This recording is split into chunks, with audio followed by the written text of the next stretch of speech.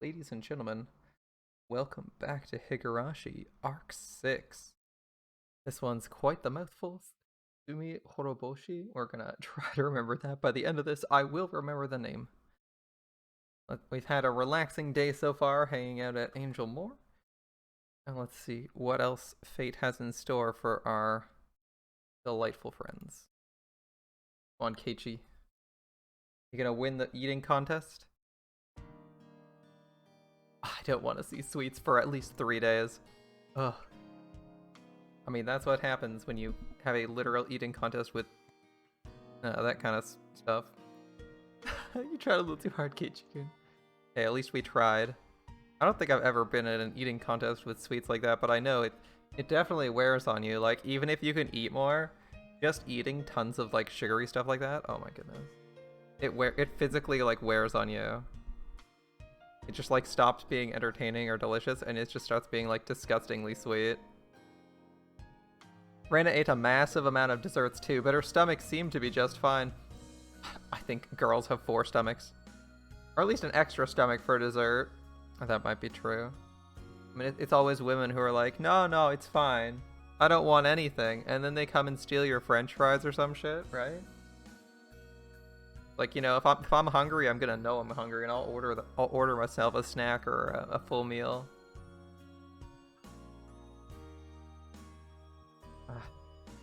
It's very rude of you to say something like that to a lady.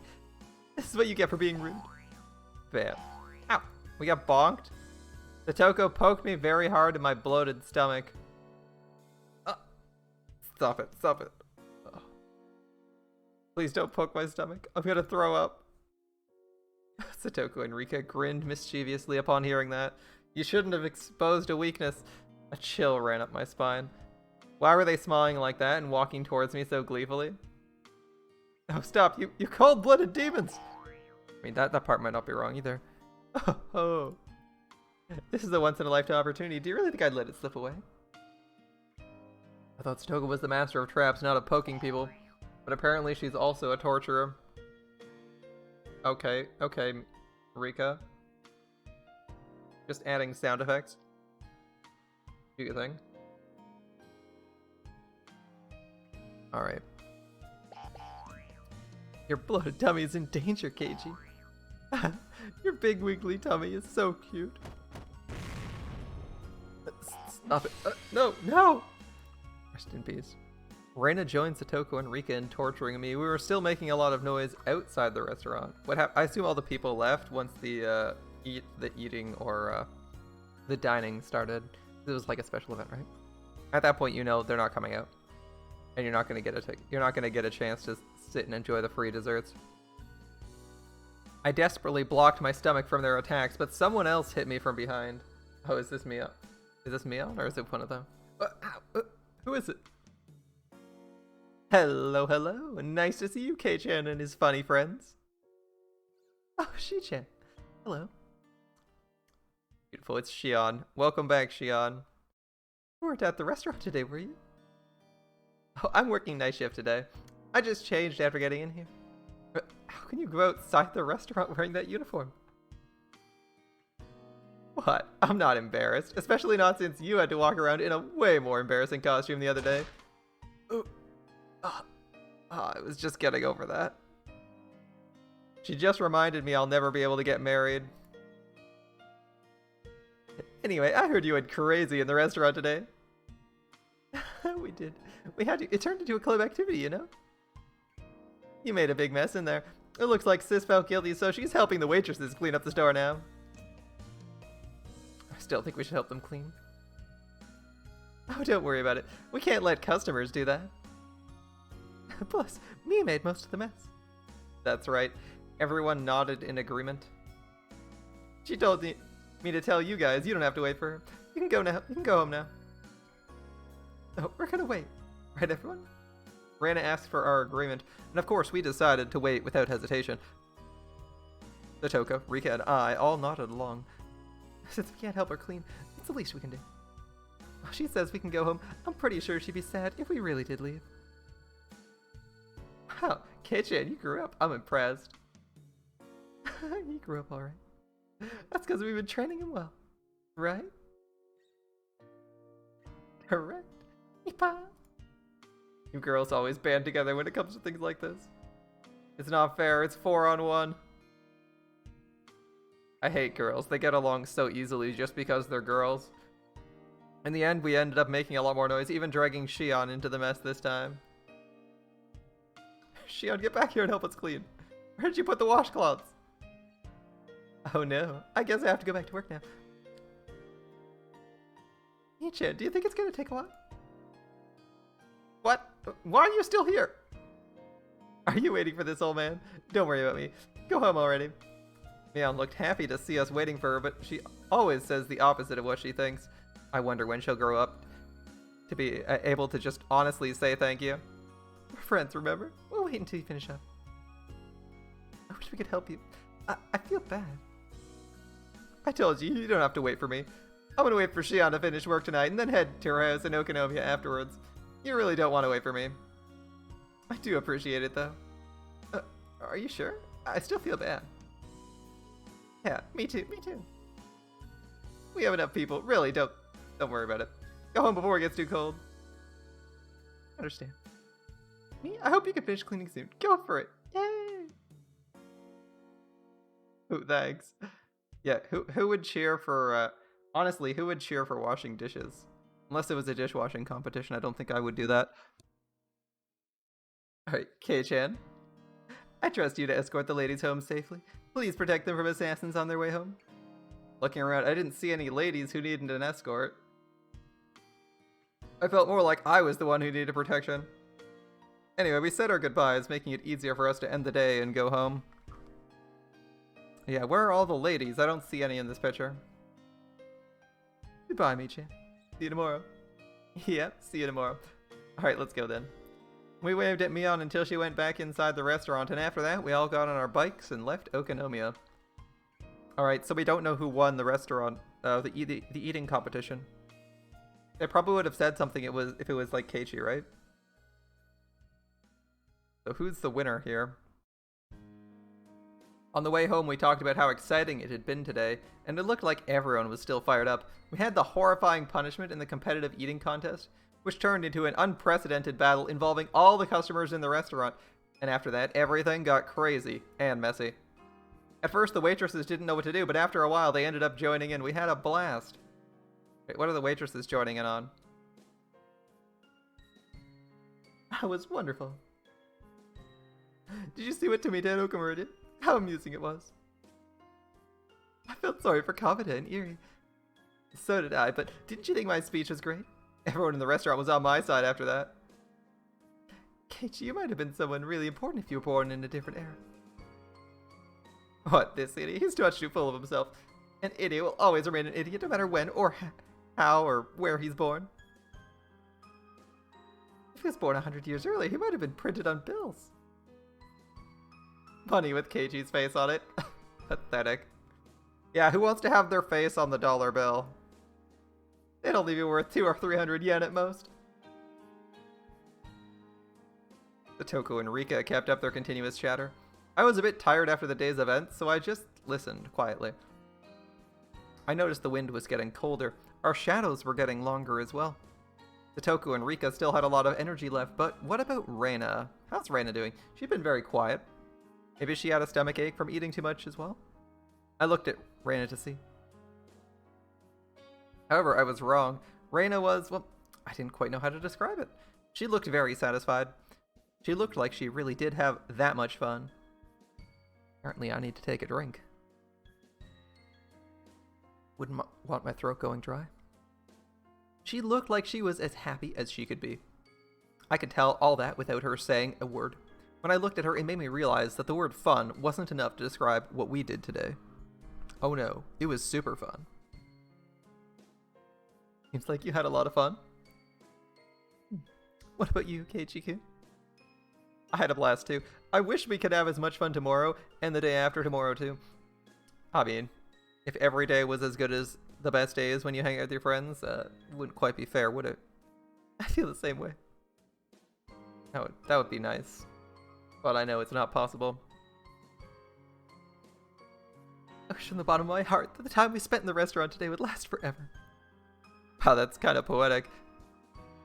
Don't you agree, Keiichi-kun? Rena didn't notice I made fun of her. I might have gotten a little tactless. Is saying something that sounds poetic really making fun of something? I might just say it has some artistic merit to it. Alright, sounds really good. You can just take it as a compliment if you choose to, right? Suddenly I regretted having said it. I do. I totally agree with you. You know something? Today's not the only day that's filled with happiness. A cool wind blew through her hair. She smiled at me, and for some reason she looked very mature. Her appearance made my heart skip a beat. Every single one of our days in Hinamizawa is a wonderful, precious, and irreplaceable day full of happiness. Including the boring ones where our club activities get cancelled. Rena, you think about things in a very mature way. Oh, no I don't. No I don't. Honestly, I'm still not done playing around yet. Maybe it's just because I'm still excited.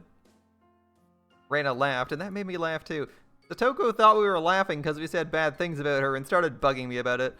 Once again, we made a lot of noise like we always do. Well, Satoko and I are taking this turn here. Rika, why not walk with them a little further and turn where the tobacco store is instead? Did you forget our nightlight burned out? That it's too dark for us to sleep? Oh, that would be quite the problem. Oh, I see. You need to go to Makino's general store. Well, I guess we'll say goodbye here. You better take this turn or you have to go a long way around. Makino's general store? Alright, that's where it is. If they wanted to make a stop at the store before going back to the shrine, turning here would be the quickest way. Alright then. Bye, Rika. Bye, Satoko. I'll see you tomorrow. See you tomorrow. Farewell, Keiichi-san. Farewell, Rena-san. See you tomorrow. Bye-bye. Rika and Satoko waved at us many times and took the narrow path through the field. Once the noisy girls were gone, it went especially quiet all of a sudden. It's nice and quiet. We're just enjoying ourselves. Just Keiichi and Rena. It made me feel as if the sun had set in an instant. I could see my house by now, which everyone called the Maibara mansion. Dude, your house is a fucking mansion. Your house is colossal. There are 3 people living in your house. 3 people living in this thing. It has like 6 bedrooms. That is a huge house. I didn't notice it earlier because of how fired up we all were, but my stomach was about to burst. The growling in my gut felt like thunder. My body must have been paying the price for me acting like an idiot earlier. Well, it is what it is, right? There was no way I was eating dinner that night. Oh god, dinner right after an eating contest? Yeah, I wouldn't eat dinner either. I'd be like,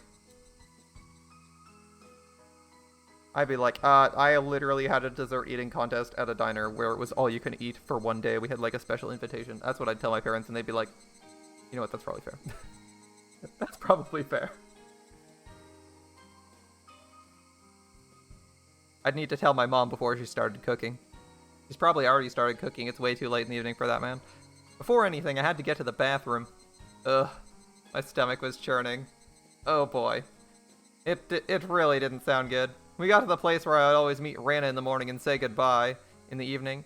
Where, like at this crossroads right here, like 10 feet from your house, outside the wall, outside the fence. Really did have a lot of fun today. Me too.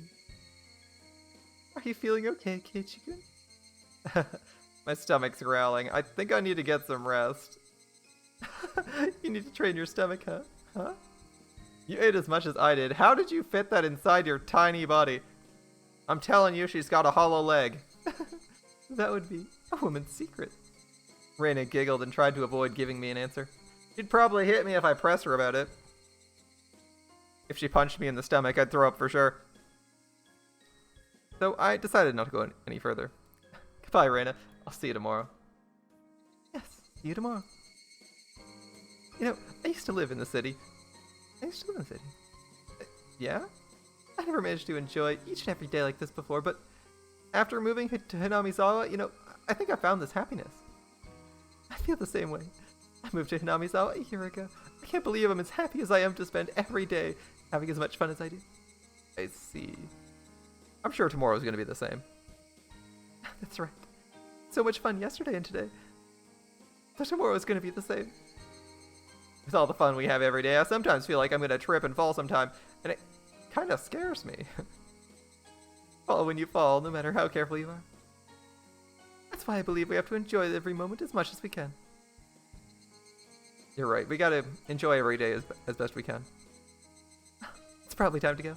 Please say hi to your parents for me. Well, I still have a lot of energy left. I'm gonna go treasure hunting. Wait, you're going there now? You sure are resilient. I'm impressed. I'm honestly impressed too. I don't need Keiichi to say that. He literally just ate an eating contest and he's like, man, eating like my body weight in desserts was pretty rough. But you know what I think is a good thing to do now? I think I'm gonna go for a workout. Yeah, that sounds great. What about you? Would you like to come along? I found a new trash pile I haven't dug up yet. I might find something totally cute in there. Sorry, but I gotta pass. Besides, it looks like a storm's brewing. I think you should go straight home too. Actually, I swear I have a friend who would probably do this if this was the 80s. They like really like going. I have a friend who like really likes going to secondhand stores all the time. I never found too much for myself there. I think the only thing I found at the secondhand store was a copy of Total Annihilation, like the original PC game. I was like, oh, sick. I think that's the only thing I bought there at a secondhand store. I'm not usually like one to shop for clothes all that often, so it's mostly like random stuff that might be interesting.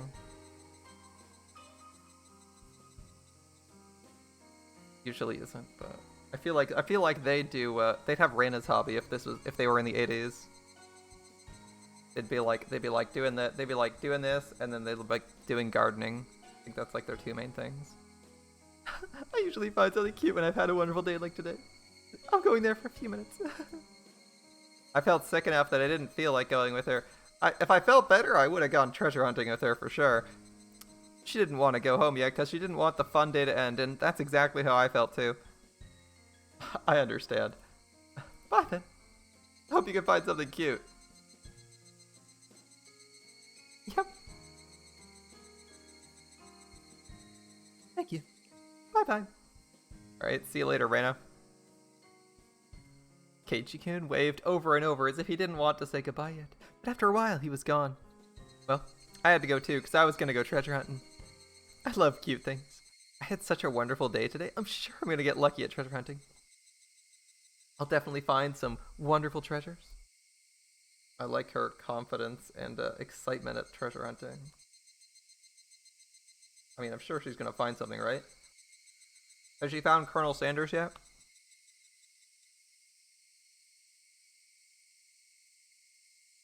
I pedaled my bicycle with determination.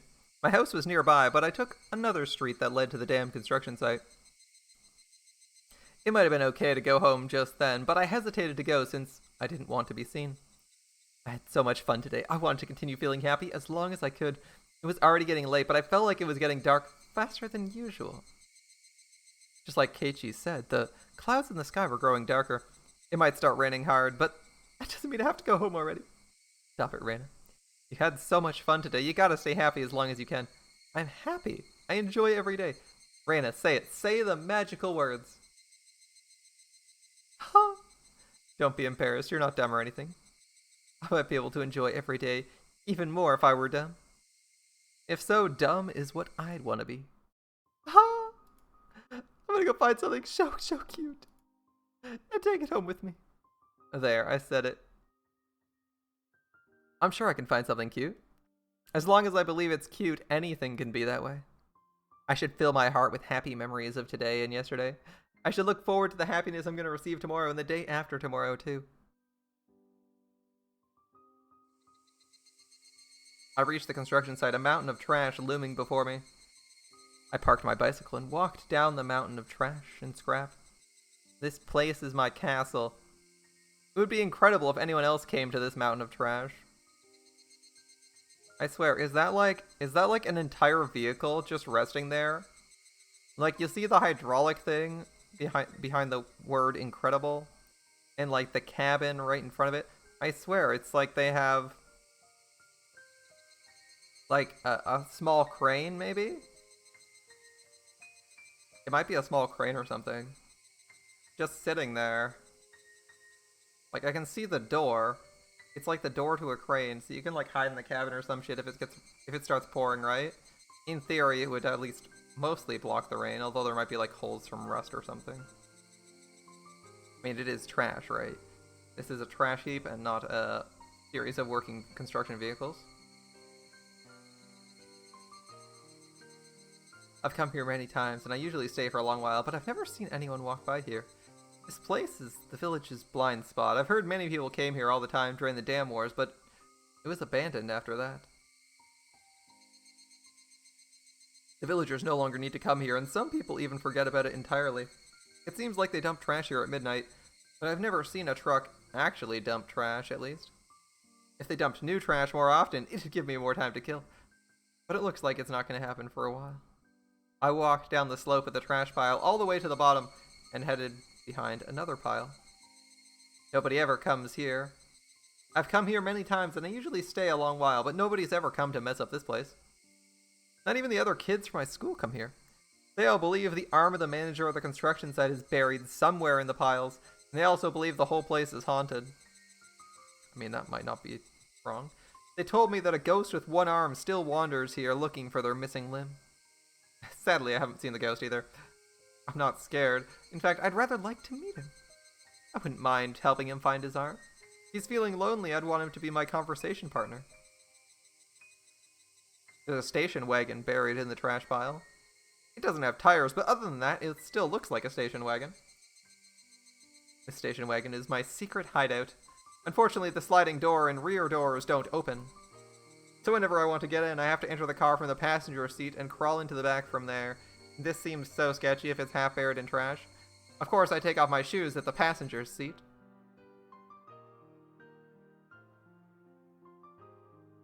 This does not look like the dash for a station wagon, but it's okay. When you look at it from the outside, it's just a dirty, abandoned car. But on the inside, it's nice and clean because I had swept it out and decorated a little.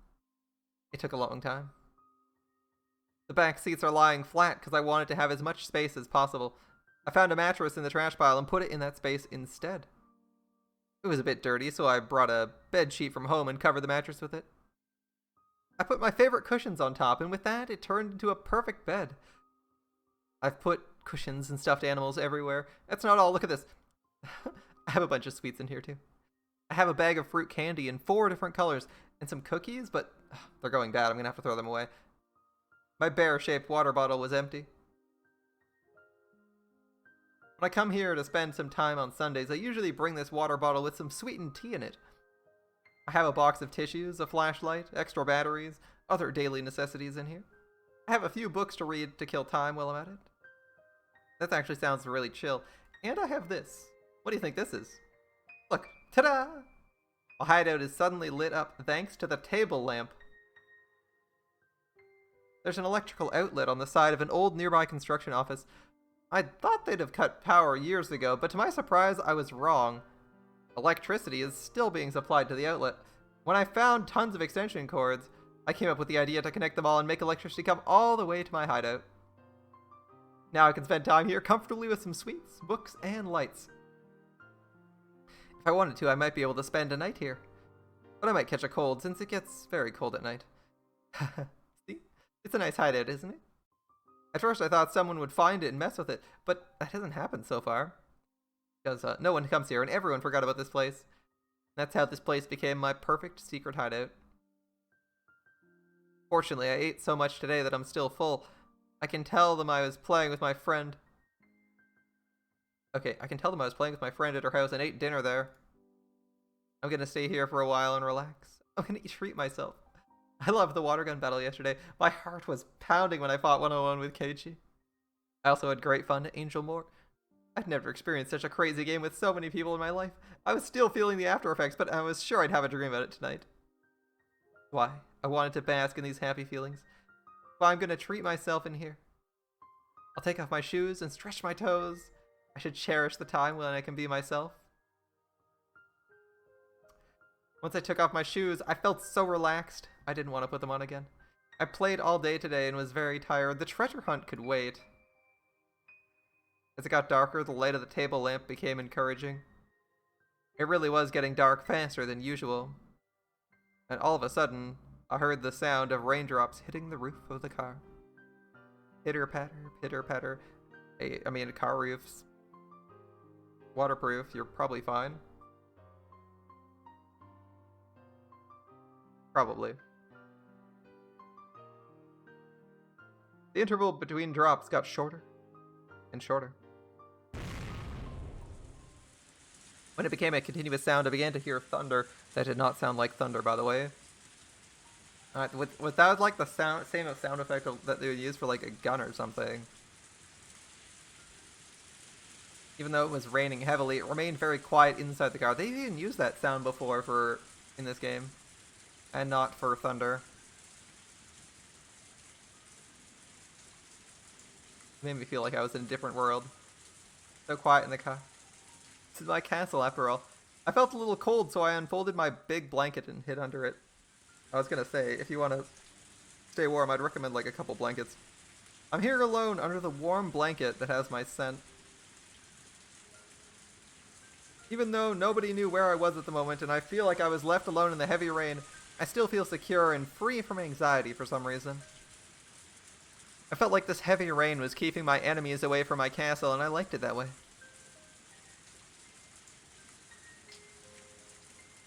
This place is full of small happiness. It's full of my favorite things. That's why I'm happy whenever I'm here. When I put another blanket over me, I felt as warm as if I were in bed.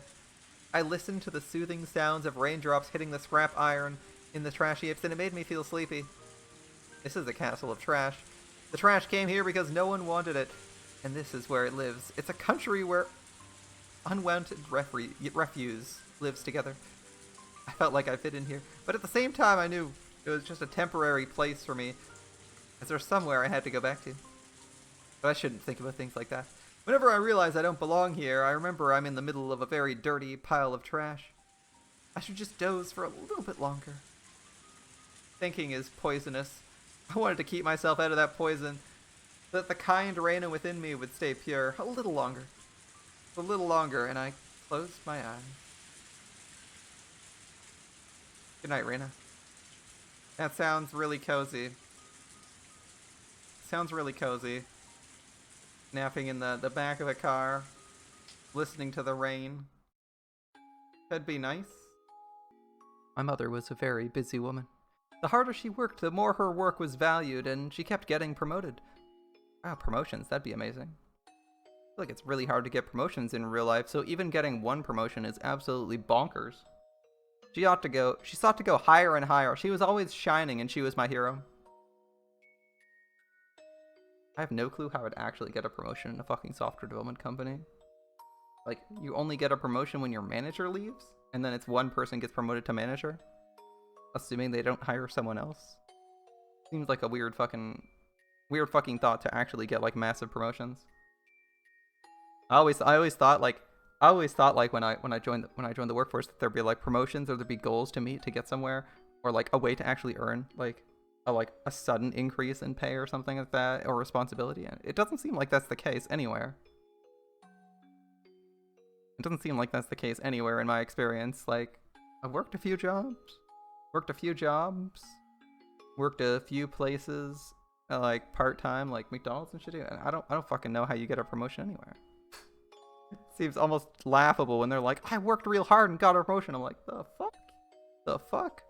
The fuck is this fictitious reality where you like do a bunch of work and they're like, good job, here, have a raise? Like, what? I don't get paid shit regardless of how I don't get paid more regardless of how well I do. Anyway, my mom started her career as a fashion designer at a small clothing factory in Okinomiya. My father was a designer too. They met through their jobs and soon got married. So what are your parents doing now then? In the ass end of nowhere. They lived in a small apartment in Okinomiya. But they moved to my grandma's house, our current house in Hanamizawa, when she got pregnant with me. We lived there until right before I went to elementary school. Now that I think about it, that was the happiest time of my life. I felt happy every day and believed, without a doubt, that tomorrow would be the same. I too feel like I was happier before I went to school. I was so happy I took it for granted I didn't even feel the happiness. I really did feel happy every day.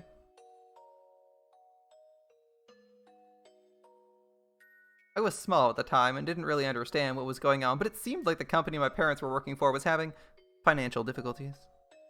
So my mother and a few other young designers started talking about leaving the company and going independent. After many things happened and the situation grew complicated, they got an offer to work at a big design firm in Ibaraki and took the offer. At the time, I heard my mother saying many difficult words like limited partnership and business alliance, but in short, what she wanted to do was move to Ibaraki. My mom and her peers were hired because their talent and experience made them immediate assets at their new company. That's good. However, my father wasn't one of them. Unfortunately, he wasn't as talented as my mother was, so moving to Ibaraki meant my father had to give up being a fashion designer. My mom's new company had high expectations of her talent and promised her a responsible project. She didn't want to waste her growing talent and passion by living in a rural town like Hinamizawa, so my mother convinced my father to quit his job and move to Ibaraki to support her and try to help build her career. Back then, moving meant I had to say goodbye to my close friends. I didn't want to move, and I kept crying about it. After we moved to Ibaraki, my mom was a big success. Not only did she have great leadership skills, she was full of energy, and I believe she made the best use of her talents to succeed. That's awesome. She's talented. She gets promotions all the time. She must be like Superwoman. That's awesome. She came home late every night and barely had any days off. When she had a big project, she often stayed entire nights at her office. But when she came home, she always looked fulfilled and wore a happy smile that she never wore when she was in Hinamizawa. She was shining, and I remember I always wanted to shine like her when I grew up. On the other hand, my father wasn't doing so well. He couldn't find a job as a fashion designer, so he took a clerical job at a small company, but he kept changing positions. He couldn't use the experience he had cultivated, and it was hard for him. But he was very understanding. He started taking care of things around the house for my mother, who got busier and busier, having one project after another. He cleaned the house, did the laundry, and came to my school events. However, he couldn't cook. I mean, he did cook rice, but he always bought the side dishes from a grocery store. We ate dinner without my mother more and more often. You know, my dude, if you're going to be like cooking the dinner every night, I do recommend you probably learn a few meals other than just buying things. You don't have to learn anything too complicated, but if you don't have a job and you're basically that house caretaker, why not cook a few meals? I guess she's busy again. Every time I said that, he always told me, your mother's working very hard. Let's support her, Rena. Or Rina, sorry. That was what he always told me. I decided to help my father with the cooking. I thought it was a good idea to learn how to cook since he wasn't good at it. Oh, good. Rena's picking up cooking. Whenever my mother cooked, I helped her and tried to learn how to cook from her. She apologized for not having enough time to cook for us, but she was happy that I was learning. I think I wrote it in my school yearbook. I wanted to be a clothing designer in the future like my mom. But apparently I lacked my mother's exceptional sense of style. She used to tell me, taste is something you're born with, not something you cultivate. I remember I was discouraged to be a designer because of that, which is why I decided to reach her by getting better at things she wasn't so good at, instead of trying to be like her. I wanted to be good not only at cooking, but at things around the house such as cleaning, doing the laundry, grocery shopping. I remember my father was happy I did all that for him, because he wasn't good at it at all. He couldn't find a job and spent a lot of time at home, so he seemed to enjoy spending time doing the homework, or housework with his daughter more than anything. I started to become better and better at filling in for my mother, and she started getting too busy to do any of the housework at all, and she moved on to a more responsible position at her job. Okay. She took me out to many places as if to compensate for leaving me at home all the time. She used to say, let's go eat something delicious, without telling your father, and then took me out to a restaurant. She took me to high-class restaurants and amusement parks. Sometimes it was only me and my mother. Sometimes it was with her friends from work. She took me to a beach barbecue one summer with those friends. I was introduced as her daughter, and every one of them pampered me. I still remember there was this one guy who particularly doted on me. He was a good-looking young man. I called him uncle once, and he got mad at me. He was nicely tanned and had dyed brown hair. So he has black hair, and then he dyed his hair brown? I guess so. I I feel like changing your hair color from like black to brown or brown to black temporarily seems like the least useful way to dye your hair. Like, it's like, I want a slightly different shade of brown, like a tone darker, and you're like, really? Maybe to even out if you like really don't like the way your hair like is like rainbow colored or some shit, but it's kind of weird to ask. It's kind of weird in general, I think. But like, I don't know why. I just feel like maybe it's not an extreme enough change. Like, it wouldn't be worth it to me. Like, I don't think it's like super weird. It just seems like it's not worth the effort of dyeing your hair to like change the tone slightly in real life and have to do it repeatedly. I'd rather, if you're gonna dye your hair, if you're gonna go through that whole process, why not just dye it some like really weird color or something like that? Have some fun with it. Get something you can't normally have. Like even though blonde is like one step before coloring, you know, you bleach your hair before you color it. I feel like bleaching your hair if it's dark is like a more interesting change than going from brown to black. But you know, that's just me. I don't have a strong opinion on either of those colors. This young man often came with us when we went out. When my mother took me somewhere, she usually made several phone calls for her work during the day. Sometimes she took me out to a place where she could also do her work at the same time, so I didn't feel awkward when people from her work came with us. But I always preferred to be alone with her. I was happier when we could do that. One day, she took me to a very high-end part of town. Of course, she always spoiled me when we went out. She bought me some things and let me eat whatever I wanted, but she especially spoiled me on that day. She took me to many expensive-looking boutiques and accessory stores. She was about to buy me something, but I told her not to get it because it didn't look good on me. Without hesitation, she bought it anyway. I remember there were many zeros on the price tag that... She's like, oh, what's up, man? She's like, oh, it doesn't look good on me. And her mom's like, fuck you, I'm buying this. Alright. On that day, I realized my mother's design work had made her a very successful woman, and she was earning a lot of money. We took a break at a ridiculously expensive-looking restaurant that probably charged 1,000 yen for a glass of orange juice. I mean, that's only so overpriced. But this is the 80s or 70s, so 1,000 yen for a glass of orange juice is probably pretty expensive. Like fresh juice. If you go to an okay restaurant and get like freshly squeezed orange juice, you could easily spend $7 on a glass of orange juice. I don't think 10's out of the range of possibility for like a really nice place, but I don't eat at really nice places that often, so. My mother clapped her hands and spoke to me with a smile on her face. She asked, Rina, would you like to make your dream come true? When I was in kindergarten, my teacher gave students a topic to draw a picture of. The topic was my dream. And I drew myself eating a mountain of fruit parfait all by myself. What my mother meant to say was that she was going to make that dream come true for me. It was a normal day. It wasn't my birthday or anything. But since my mother always spoiled me when we went out together, I didn't feel awkward about it at all, and I accepted her offer with a heavy smile. There were 5 or 6 fruit parfaits in front of me. I remember it looked exactly like the world I drew, and I felt like I was floating in that dream world. It was too much for us to finish, but we dug our spoons in as if we were playing in the mud, and we really enjoyed eating it together. It was my first time experiencing getting full by eating only fruit parfaits, and I remember being very happy. I enjoyed tasting the happiness and chatting with my mother. Rina-chan, do you remember the man who went to the movie and had dinner with us last time? Are you talking about Akito? Akihito? I can't call him that or he's gonna hit me. Oh, Rina-chan, do you like Akihito-san? I hate him. He always teases me. That's because he likes you. I mean, you guys see where this is going, right? You guys saw where this was going the minute it was like, there was always this guy that was just hanging out with my mother. He seemed to always be at her side, you know? If you didn't get that clue at that point, that part, I feel like I know where this is going.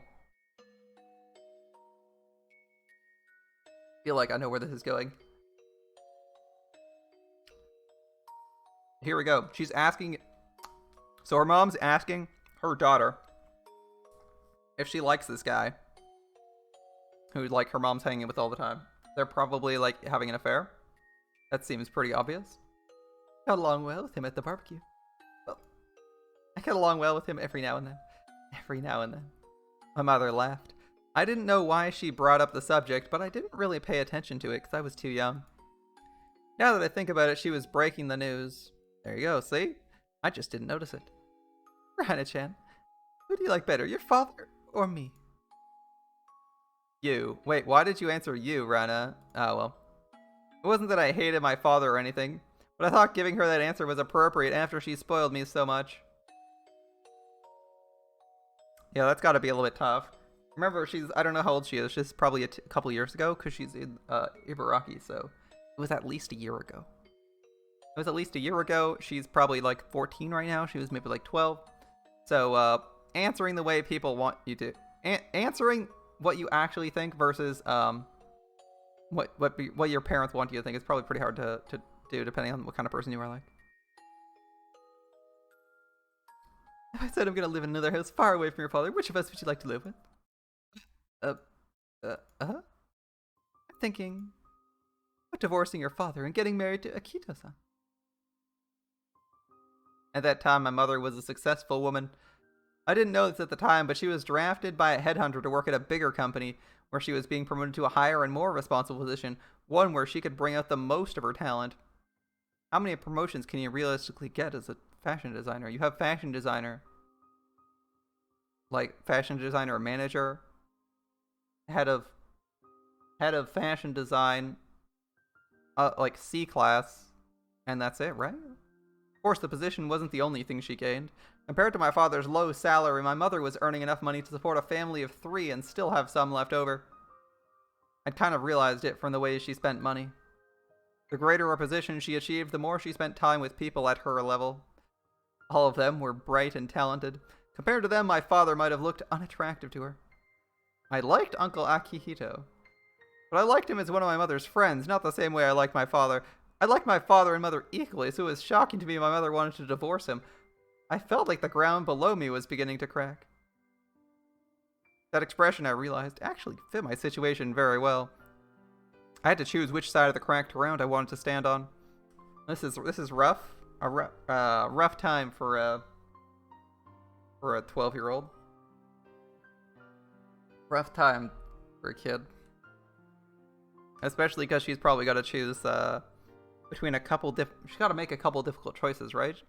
She might have to choose between them who to live with. And it's going to be a tough choice because she knows that her mom's going to be making fuck tons of money. And her dad's probably not making jack shit. So she's probably going to be like, well, do I also want to live a poor life or be like rich as fuck? Tough choice. Tough choice. My mom told me to live with her and her new house. Her new house meant the house Uncle Akihito lived in. I thought a house was a sanctuary for a family. I believed a house was a holy place where strangers couldn't easily enter. And that was why I couldn't believe her. How could she let a stranger invade such a holy place so easily? Why do you hate my father? My mother looked down and didn't answer. I asked her another question. Why can't you stay with him? I think that was the hardest, most heartbreaking of all questions for my mother to answer. Alright, so... I mean, I feel like her father's given up quite a lot to make sure her mom's successful, so this is kind of a dick move. Right? I think this is a dick move here. In short, my mom cheated on him. She loved another man who was more attractive than my father. It was just that and nothing more.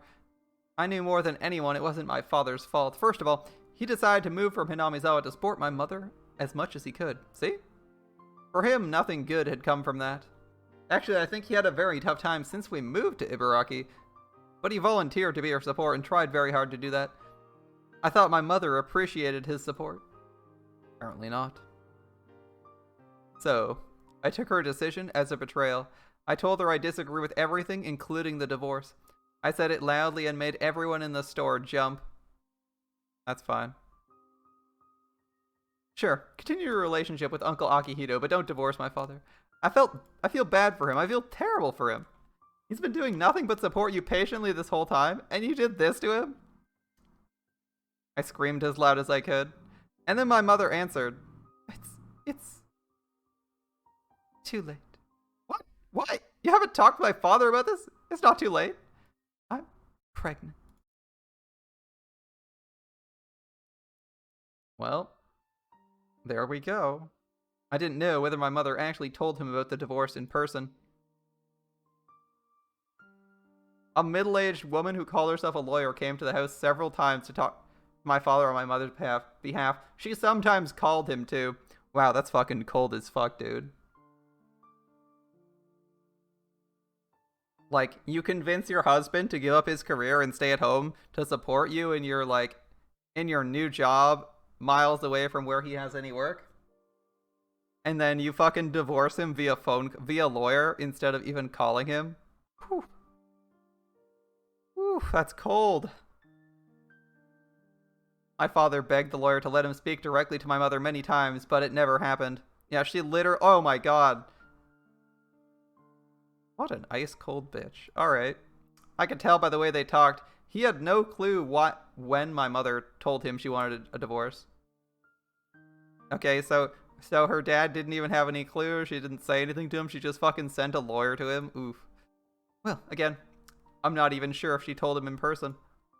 The lawyer told him not to meet my mother, not to call her at work, and many other things too. To top it off, she told him not to see my mother ever again. Ooh, also got a restraining order? Wow, that's crazy. He wanted to talk to her. He called some of their mutual friends, but he only found out the name of the guy she was having an affair with, and nothing more. He asked me, "Do you know the guy?"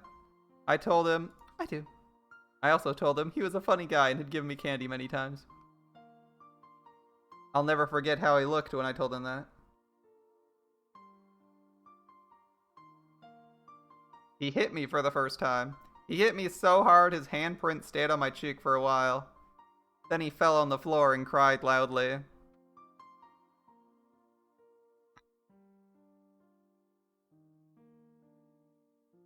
No, that's probably okay.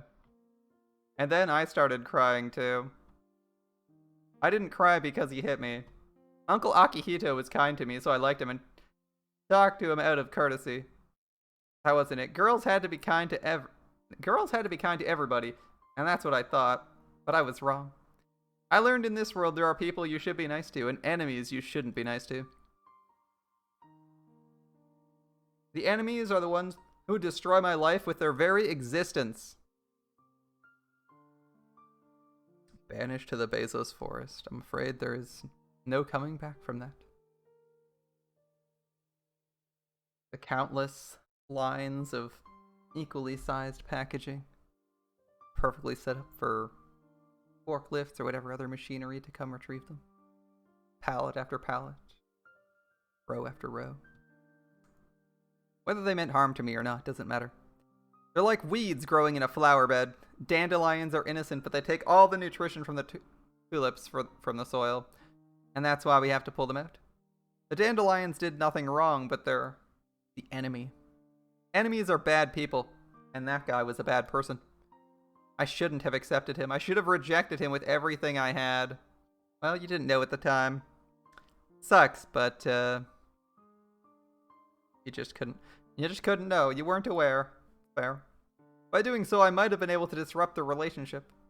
By doing so, I might have been able to make my mother feel like their relationship was not going to work. I mean, you might feel guilty like this, and this is a pretty common thing, right? People, like, children feel guilty for their parents' divorce, I believe. That's a pretty common thing, but from a realistic perspective, I don't feel like there's too much she could do. At best, she could sabotage this relationship, but then you have to ask yourself, if you're thinking forward, you know, are you going to sabotage the next relationship, and the next one, and the next one? Because clearly she's up for sabotaging she's up for cheating. And, like, at best, you're gonna just, like, be like, oh, maybe we're not a good fit, I'll find someone else. That's maybe the best you're gonna be able to do.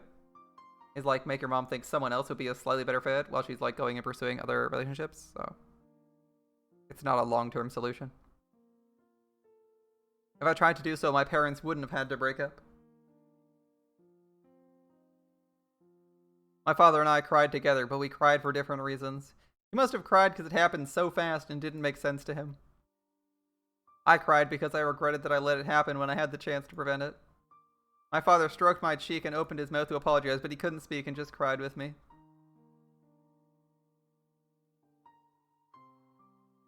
One day, the lawyer let me see my mother. She asked me to live with her at her house again. I didn't know what to say, so I just kept looking down and listened to her apologies. My father knew I was going to see my mother on that day, so he handed me a letter and told me to give it to her. I don't know what he wrote in that letter, but for some reason I was able to imagine what kind of things he wrote when I felt it through the envelope. After all, the letter inside the envelope had a rough surface. He must have been crying while writing the letter, and his tears made the letter wrinkled when it dried. My mother took the letter from me and told me she'd read it later, and was about to put it in her bag, when I stopped her and told her, read it right there. I wanted to see how she was going to take the last words my father left to her. But my mother didn't read it. She told me she wanted to read it alone later, and she put it in her bag. She's probably not going to read it. At that time, I realized... No, it was more than that. I should say, I knew, because it was so obvious. I knew my mother was lying. She had no intention of reading my father's letter. Wow, I fucking called that shit. I can't read her emotions, and I can fucking read... I'm not in that moment, and I was like, she's 500% not reading that shit. I feel like I called that. But it wasn't too much of a call. She's gonna throw it away after I was gone, but she lied because she wanted to seem like a nice person in front of me. The slight curl in her eyebrows and lips told me that more clearly than anything else. See? I can't see any facial expressions here. Do you even see a sprite? All I have is a couple chairs in a cafe. At that moment, I finally knew something else. The guy she was having an affair with wasn't the only bad person. My mother was also a bad person, and since that moment, the existence of my mother disappeared from my world like dry ice evaporating. I didn't have to hesitate about who to live with anymore. I don't want to go to your house. Ryugu House is my home. And I don't want to see you anymore. Please don't ever call me. But Rina, if you live with your father, you would have... At that moment, I hated my name for the first time. Please, don't call me Rena ever again. I have to go now. Goodbye. Those were my last words to my mother, to the woman who used to be my mother, and after that I spent many days without feeling anything. I didn't know if the days were long or short. I didn't know which season I was living in.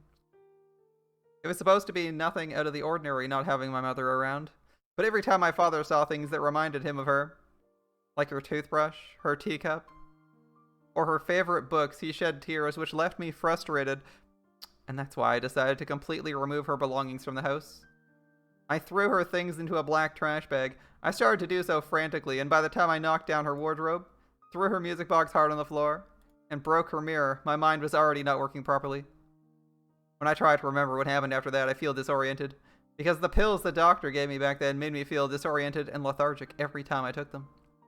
It seems that dullness hit me especially hard, since every time I try to remember that time, it makes me feel disoriented and lethargic just like the pills made me feel. I destroyed everything that smelled like my mother, but the thing I wanted to destroy most might have been myself.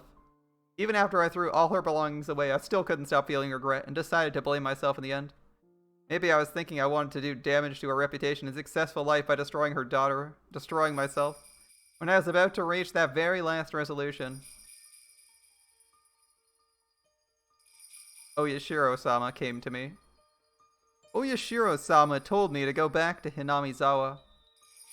All of this was because of his curse. Oyashiro-sama brought a curse upon the Ryugu family because we broke his rule and abandoned Hinamizawa. After I figured that out, everything made sense to me. All the crazy things that happened after my mother was gone. So where's your mother suffering? Isn't she literally like a CEO of a company now? Like she's raking in fuck tons of money? Living in Tokyo? Life is good for her? But sure, yes, the curse, you're suffering because of the curse, I'm sure. The curse of Oyashiro-sama did everything to us. It was Oyashiro-sama's voice that was telling us to come back to Hinamizawa. That's right, we should have stayed in Hinamizawa. Everything went crazy because we moved. This is a decent justification, I mean, considering, from her perspective, literally everything that went bad because they left. It doesn't have to be true. Oyashiro-sama doesn't need to be real. It can just be like a revelation of sorts, right? Where we're like, when did everything go wrong? When did everything go wrong? Oh my god, when we left Okinomiya. When we moved out, everything went wrong. We need to return to those happy times. It seems like a rational... Seems like a semi-rational judgment. Yep, everything went crazy because we... Oh, great, hiccups. Wonderful. A reverse state of happiness. So unhappiness, right? Back to Hinamizawa. We need to return. I started feeling disoriented again, and a dull pain ran through my head. It might be a scream from within me, telling me not to push myself too hard to remember any further. The house where we used to live in Hinamizawa was still there. My grandma already passed away, and the house was the only property she left for us. Damn, a whole house. I remember that I used to live in Hinamizawa, but all I remembered was that it was like a village that I used to live in until right before I went to elementary school. I remembered the atmosphere of the village, but that was all I remembered. I forgot the streets and even the names of the close friends I used to play with. The neighbors knew that the son of the deceased woman had come back divorced, but they didn't know us, and we didn't know them. It was almost like we moved to a new place. However, as far as I was concerned, it was still my hometown that I'd come back to.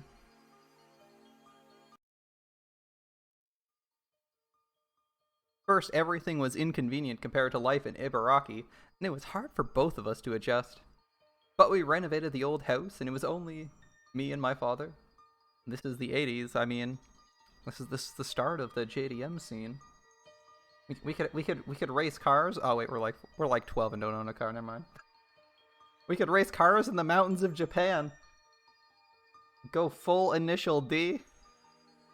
I mean, this town is located in the mountains of Japan, right?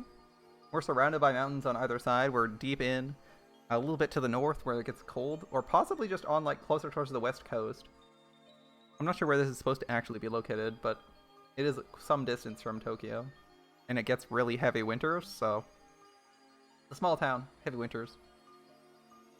But Ibaraki is not all the way across the country, like a moderate distance. So I was thinking like they might be on the. I think the west coast of Japan might get more snow. Maybe they're like in the mountains towards the west. Anyway, we renovated our old house. It was just me and my father. Life here seemed to make my father forget his pain from the divorce.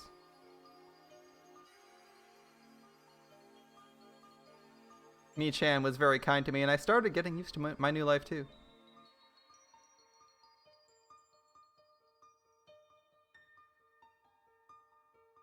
You like playing more games on... You like it when I play more games on stream because there's more variety and more interest from other people? I actually think playing Forza is quite entertaining. Quite entertaining. We've run into so many new people in Forza. Just random people who want to hang out and race. Which is always fun. Keeps things fresh. Keeps things fresh. Racing with a handful of old people, a handful of familiar people, and a bunch of new people. Nicely cycling through people. It's really cool.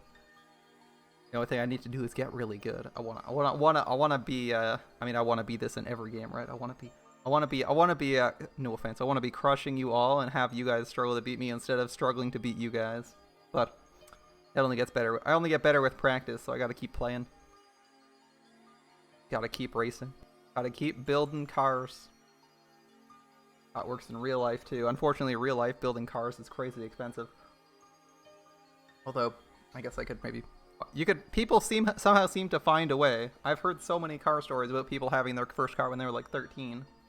I don't know how they managed that. Like, oh, I got a brand new Mustang when I was like 13. I'm like, the fuck are you smoking? Even though you're not a fan of racing, Forza is one of the more lively games. Yeah, it is, right? It's actually a very good race. It's a surprisingly good racing game. I was very impressed with it. Considering I picked up Forza, right? When I was just looking for a racing game, and I was debating between it and like the Hyperspeed Racer Reddit, which is I assume a knockoff of Wipeout. It's off-brand. And I was like 50-50 on those, and I was like, fuck it, my brother's played Forza. What's he think? And he's like, it's good. That's all he told me. He didn't give me like an essay on it and everything. He's like, yeah, it's pretty good. I picked it up and I was like, oh shit, this is good shit. It reminds me of a little bit of Burnout Paradise. but it has all the real cars you'd want to drive, like it's fucking Gran Turismo or some shit, which is awesome.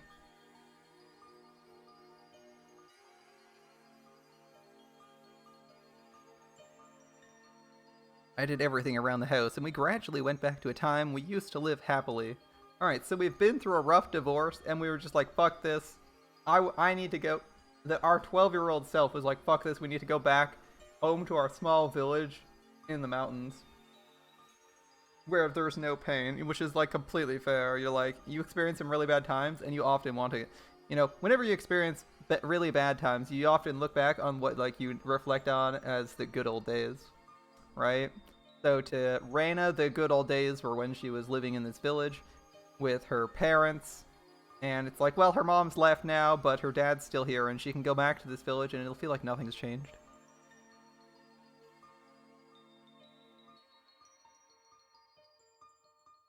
I'm perfectly behind. I'm 100% behind that. Anyone can live a happy life.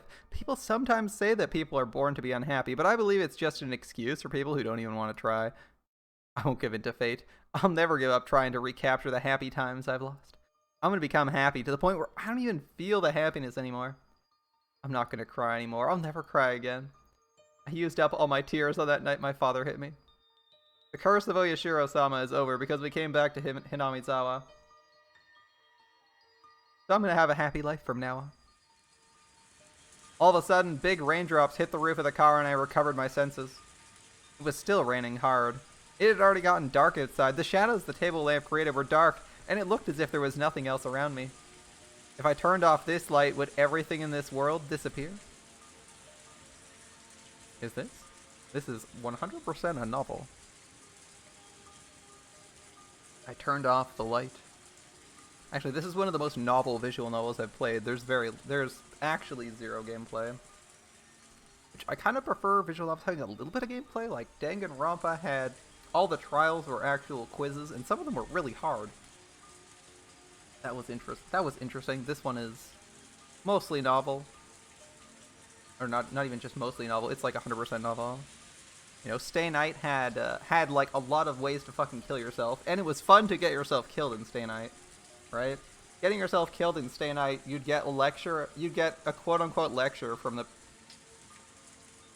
Ilya and Taiga, except they stopped lecturing you after like the third death, and we're just like, wow, I can't believe you freaking died. Are you an idiot? Like, come on, man. It was great. Or they'd be like, oh, remember, oh, you died here? Well, there's only 2 more ways to get yourself killed this arc. We'll see you in those 2. Or, oh, that was a pretty horrible death. Oh, well, could have been worse. Remember last arc? Yeah, it was pretty rough. Oh, actually missed that. The cold air and the sound of the rain didn't change a bit, and that made me realize I was still in this world. So after turning off the light, the curse of Oyashiro-sama. Hello there. Hello there. Did the curse of Oyashiro-sama do those crazy things to my family? Or did I convince myself it did as an excuse for myself? I didn't want to feel guilty about the divorce. I mean, I feel like that's 100% the reason. You're like, what, 13, 14 now? And you're like, did the curse really ruin my family by causing my mother to cheat on my father and abandon us? Or was that a curse? Like, was that a curse or was that just life? And you were like, well, you probably want to blame a higher power, right? You want to blame a higher power, but I mean, the reality is life is not generally happy, and things don't usually go perfectly well. Sometimes I'm not sure. Since that one time, Oyashiro-sama hasn't come to me. I sometimes feel like it was a delusion I created because I was mentally ill. But he did come at that time. I'm sure about it. Am I right, Oyashiro-sama?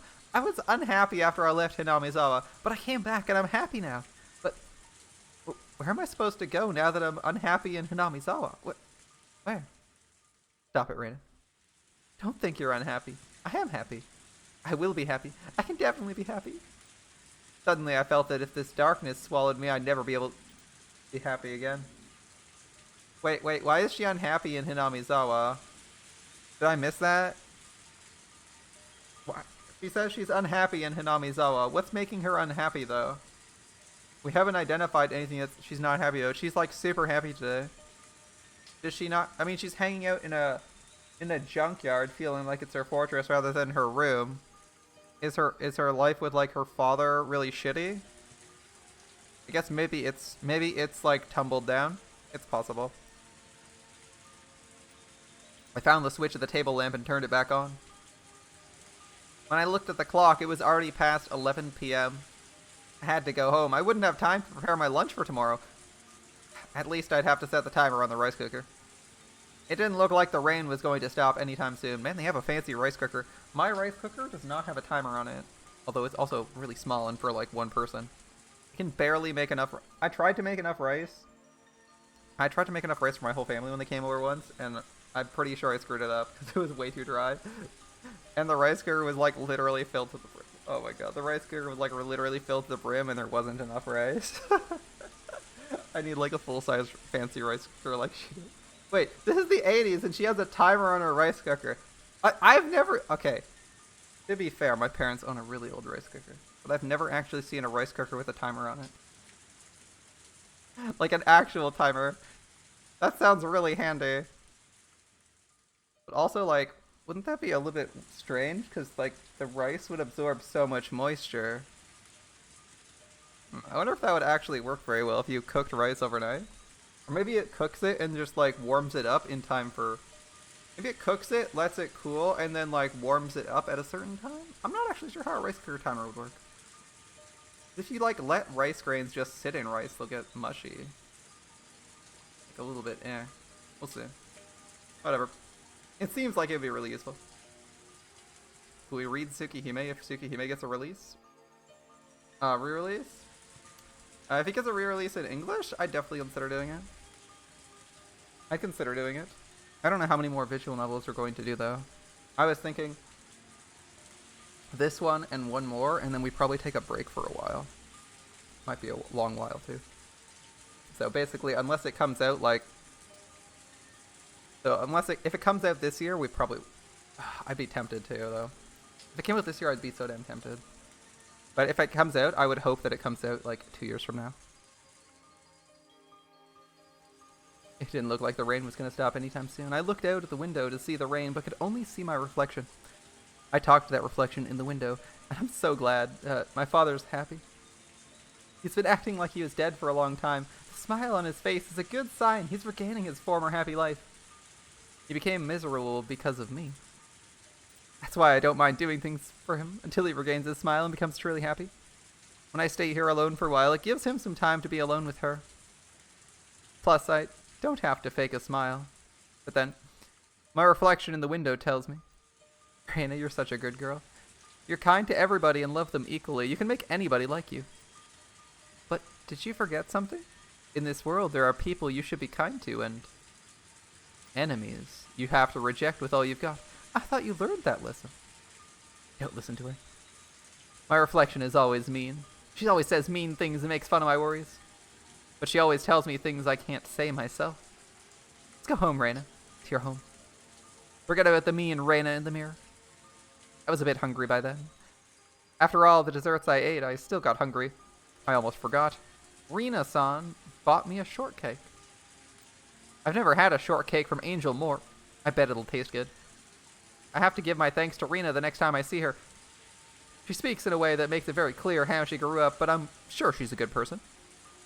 Because she's so good to my father. Oh, is Rena her father's girlfriend? Okay.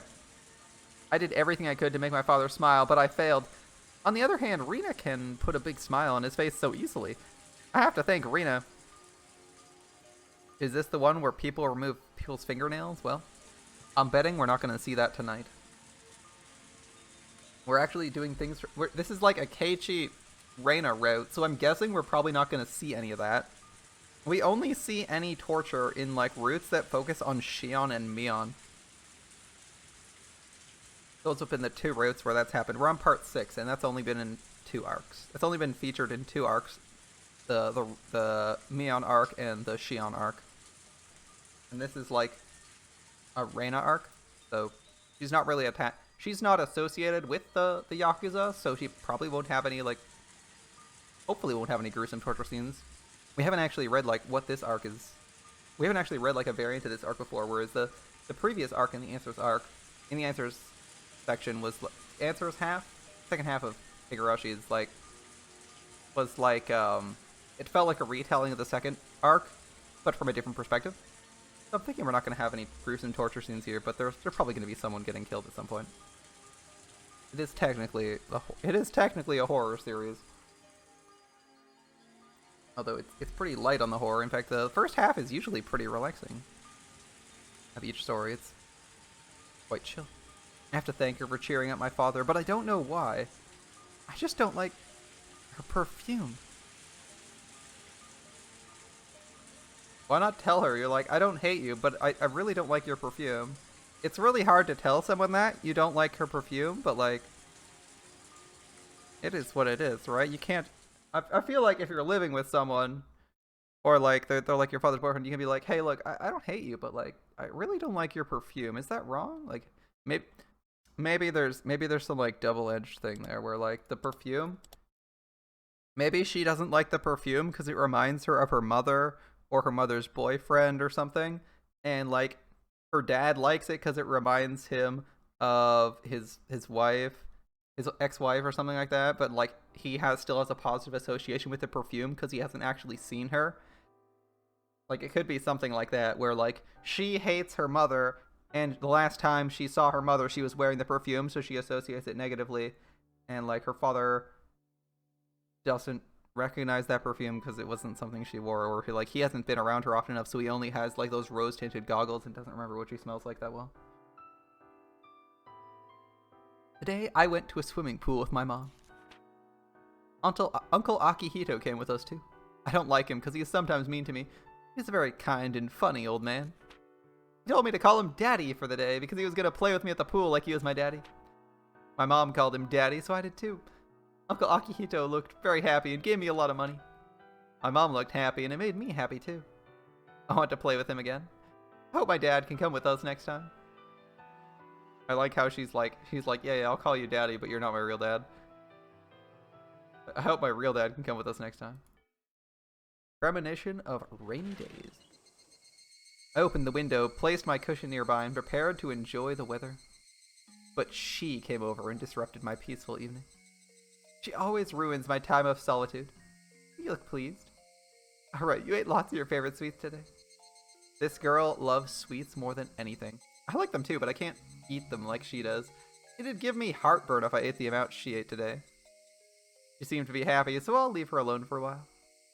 I've been making my favorite hot and salty food for the past few days, so she must be quite pleased today.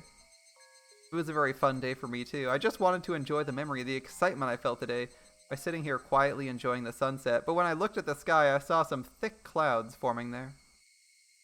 The wind was cooler than usual. It might start raining soon. People say that when deep-sea animals come up to the shallows, it's a sign of a big earthquake or a tsunami.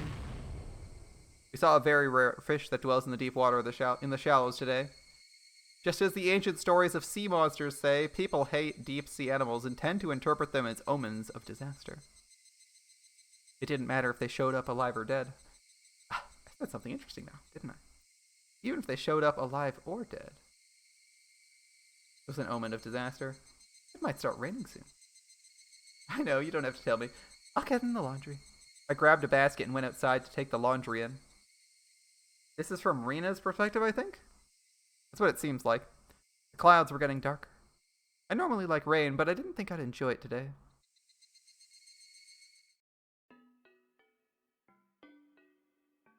Okay, I think that's from Rena's perspective of the day. Like, she's already arrived, and it's Rena who's the one who, like, enjoys the sweets. That seems to make sense to me.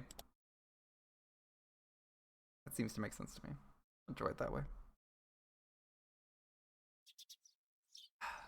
Good morning, Rena. You're late today. You're just early today, Kichi-kun. I'm not trying to put aside the fact that I'm always late, but it feels good to defeat you once in a while. I slept in this morning. I couldn't sleep last night. Oh, you too? Same here. I was still feeling yesterday's uproar. It took me a long time to go to sleep. I mean, that was a dessert eating contest with all you can eat desserts. It's pretty crazy. Yesterday I had a lot of fun with my friends and went home still riding that high. I was too full to eat dinner. I kept talking with my parents about the great time I had over the past few days. I was so pumped up I couldn't go to sleep. It kind of sounded like I'm a little kid. I mean, being too excited to sleep is totally a reasonable thing. But given that Rena seemed to be the same way, I felt a lot better about it. Great, great. We're all happy. No, felt better isn't the right way of phrasing it. I should say I'm glad to know we shared the same feeling. I mean, it is a nice feeling. Rena went treasure hunting after I left. I'm sure she found a lot of adorable things, went home, and talked with her parents about how great the day was. I mean, it seems like she actually just took a nap in a car in the junkyard, but you know, her own private hideaway, still a nice place to relax. Wind down, sleep off that food, baby. Hey, Mi-chan, good morning. Oh, you're here early. Better watch out for pigs falling from the sky. I know I usually make me wait for me. You really have to say it like that? Keiichi was unusually early this morning. Today is full of miracles. Really is a miracle Keiichi is early for once. You're one to talk yourself. It's gonna be another happy day today. I had fun playing the day before yesterday. I had fun yesterday. I mean, why not have fun today? So I'm gonna have fun today for sure, right? I'm happy. Mion's happy. Of course, Rena and my other friends are equally happy. I'm not afraid to say it. Today's gonna be a good day. I wish these happy days would last forever. Fair enough. Hey, Mion, what are we playing today? What, for club? I don't know yet. Rena, do you have any ideas? Let's see. We've been playing athletic games for the past few days. I'd like to say something not athletic. You're right. It's a very good point. Our club's not only about athletic performance, is it? Of course it's not. Our club members have to have brains, skill, and brawn to boot. Have I seen the newest post? 115 already. Damn. Shadow's pushing hard. Shadow's pushing hard. Damn. 115 Mordred, not even a week into the release of the 5-star Ember farming node. His Mordred was not even 100 and something. That guy's been appling. He's been munching on those apples hard. I'm a bit jealous. Matter of fact, I am effing jelly. Why don't we play some tabletop games today? Everybody was early this morning. We could enjoy our walk to school for once, and after a while we started talking about the upcoming festival. They told me that the festival was called Watanagashi. It's the biggest event of the year in Hinamizawa. Yesterday my relatives gathered at my house in Okinomiya, and they started talking about UK-chan. What, me? What did the great people of the Sonozaki family talk about? Well, my uncle Yoshiro is the store manager of Angel Moore, and he saw your performance yesterday. He really likes you now. I started asking the others if they'd heard of you, and I found out most of them did. They said you're famous in Hinamizawa. Wait, famous? It doesn't sound like they meant it in a good way, right? I'm probably more infamous to them because of the punishments you made me do. It's not only that. They said you blend in well, and you're full of energy, and you're a little bit reckless, but they said it's rare for a young man in this era to have all those qualities. They're very impressed with you. I felt a bit embarrassed to know the people I haven't met were speaking well of me. It's like they held a village council, and the council was like, what do we think of Keiichi Maibara? He's a 14-year-old boy. What do you think? Well, I think he's got a lot of energy. Oh, I think it was really funny when he was doing this. Oh, like, imagine, like, the town having a meeting of, I guess, it's fair. It's like a small town, right? It's less than 1,000 people. Maybe that is what small towns actually talk about. But it's slightly more disturbing knowing it's the Sonozakis, and it's like, they could be planning to have you fucking tortured. It's like, it's fine when it's like a random small town. It's less fine knowing what the meetings could result in. Like, oh, they could just disappear you and have you murdered. And so they want you to do something at the Watanagashi Festival. You like to draw people's attention, don't you? Oh, this is actually brand new. This has never happened in any arc before. Both the Yoshiro taking a liking to you and us having to do something at the festival. That's new. Hey, don't assume things. Don't decide on anything without me. Don't you know I'm a quiet, lonely guy who loves to be alone? Uh-huh. Lonely guy. You mean a lone boy, don't you? Keiichi-kun being a lone boy. If you're having trouble with money, we can help you. Whoa, whoa, whoa, whoa. Stop talking about nasty things. Ladies, don't talk about things like that. We really were still feeling the after effects of yesterday. Seems like they were. Mian and I made a lot of noise teasing each other on the way to school.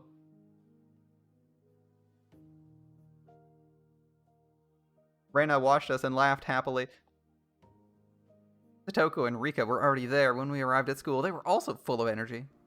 Tomita and Okamura-kun were there too, and from that I can tell they also had a good time yesterday. Everybody had been having a good time, really.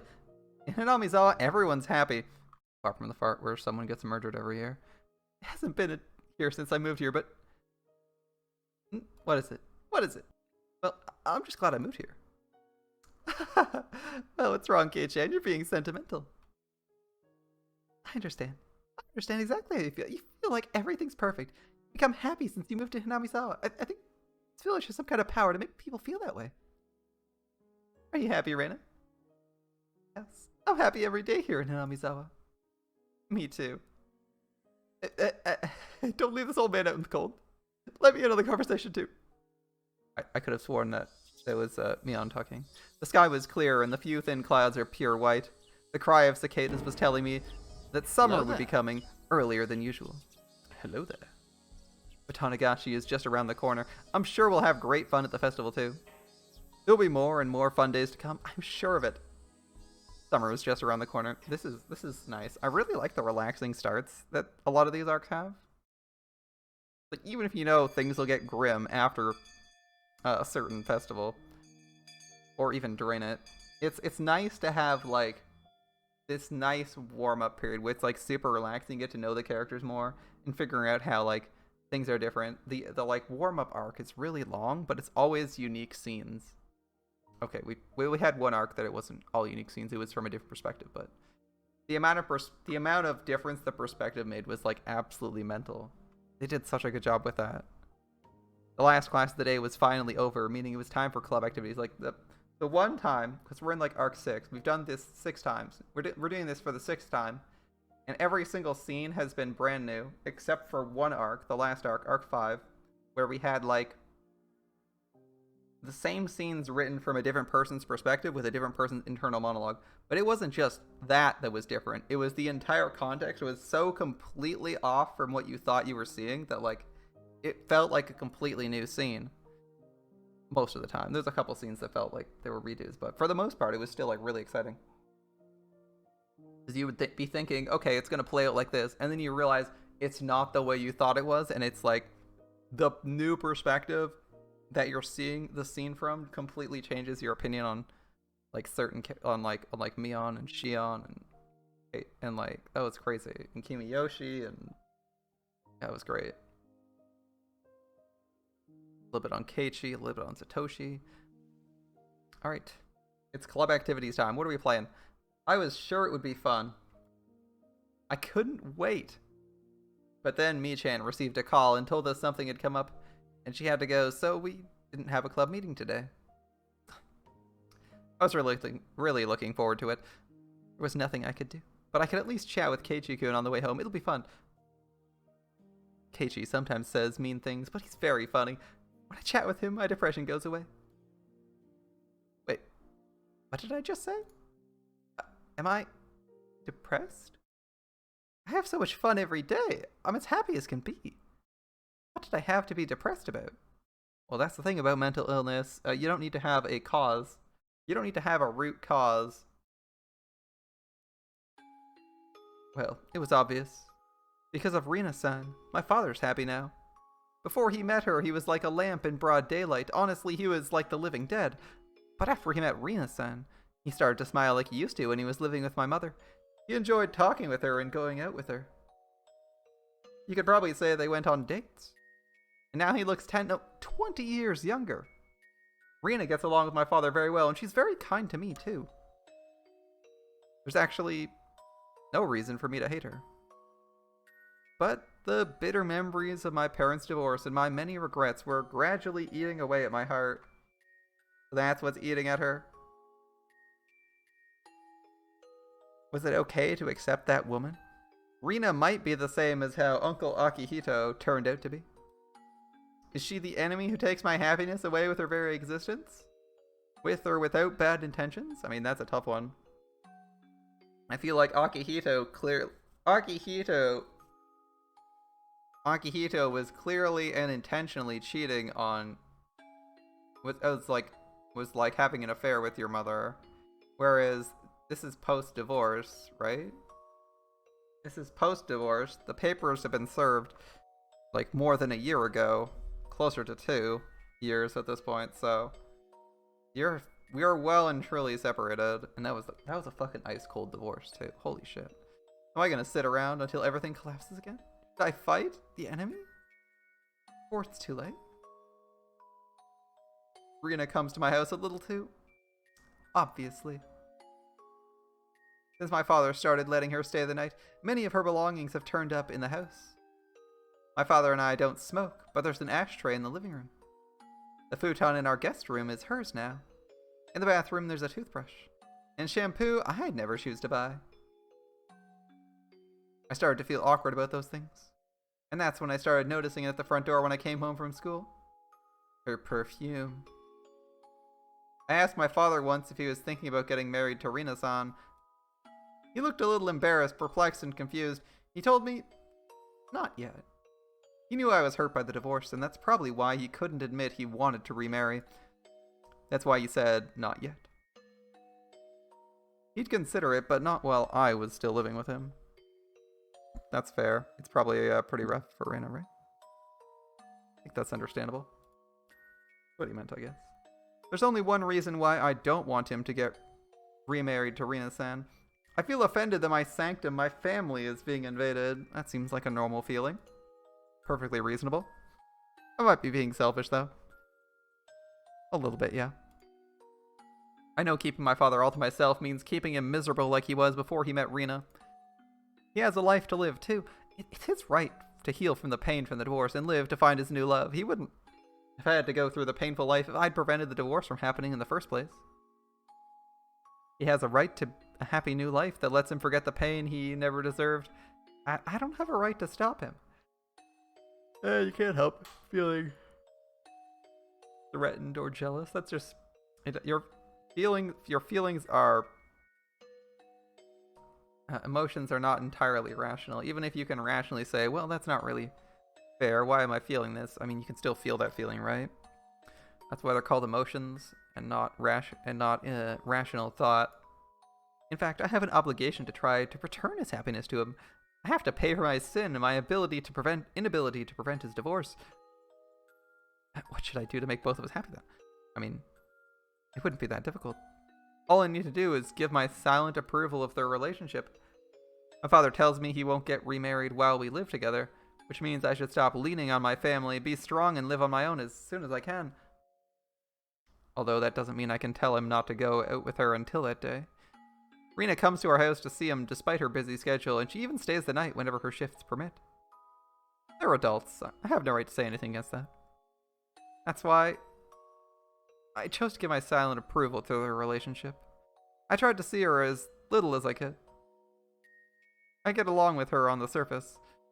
I know my father would have a hard time keeping face if we didn't. But it's very exhausting and painful to get along with a person I don't really like. Yukio stream in honor of the fallen Kazuki Takahashi. Yeah, rest in peace, the creator of Yu-Gi-Oh! Looked like it was a diving accident or something. I'd like to thank that guy for giving me many hours of enjoyment. And many more people, way more than that. Whenever she comes over, I spend as little time as possible outside and or as much time as possible outside and then head home late. Mii-chan's club activities are the most convenient things to do to kill time, but there's some days we don't have a club meeting, and on those days, I while away my time at the garbage dump hunting for treasure alone. And that's how I started to make my secret hideout. My father can do whatever he wants with Rena at home. I don't have to see them together, and I can spend my time peacefully at my hideout. Sometimes I feel depressed about my life. I sometimes want to talk to somebody about it. But nothing will change even if I talk to somebody. All I can really do. The most important thing should be to overcome the sadness of losing my family as fast as I could, and to regain my own happiness. I have so much fun every day, and I'm happy, but even on the way home, Keiichi was still talking about funny things that made me laugh. My feeling gloomy in spite of that was kind of rude. I mean, my father should be happy. I should be happy. I feel sad because I can't separate from my father. Compared to the unexpectedness of the divorce, Rena's invasion is a slow process. I think she understands how I feel. She treats me kindly, but she doesn't do more than that. I think she understands that I'd feel uncomfortable if she did. I respect Rena because she's strong, even without her parents. Or Rika-chan because she's strong without her parents. Rika. Oops, my bad. Compared to the pain of losing both her parents unexpectedly, my problem's like nothing.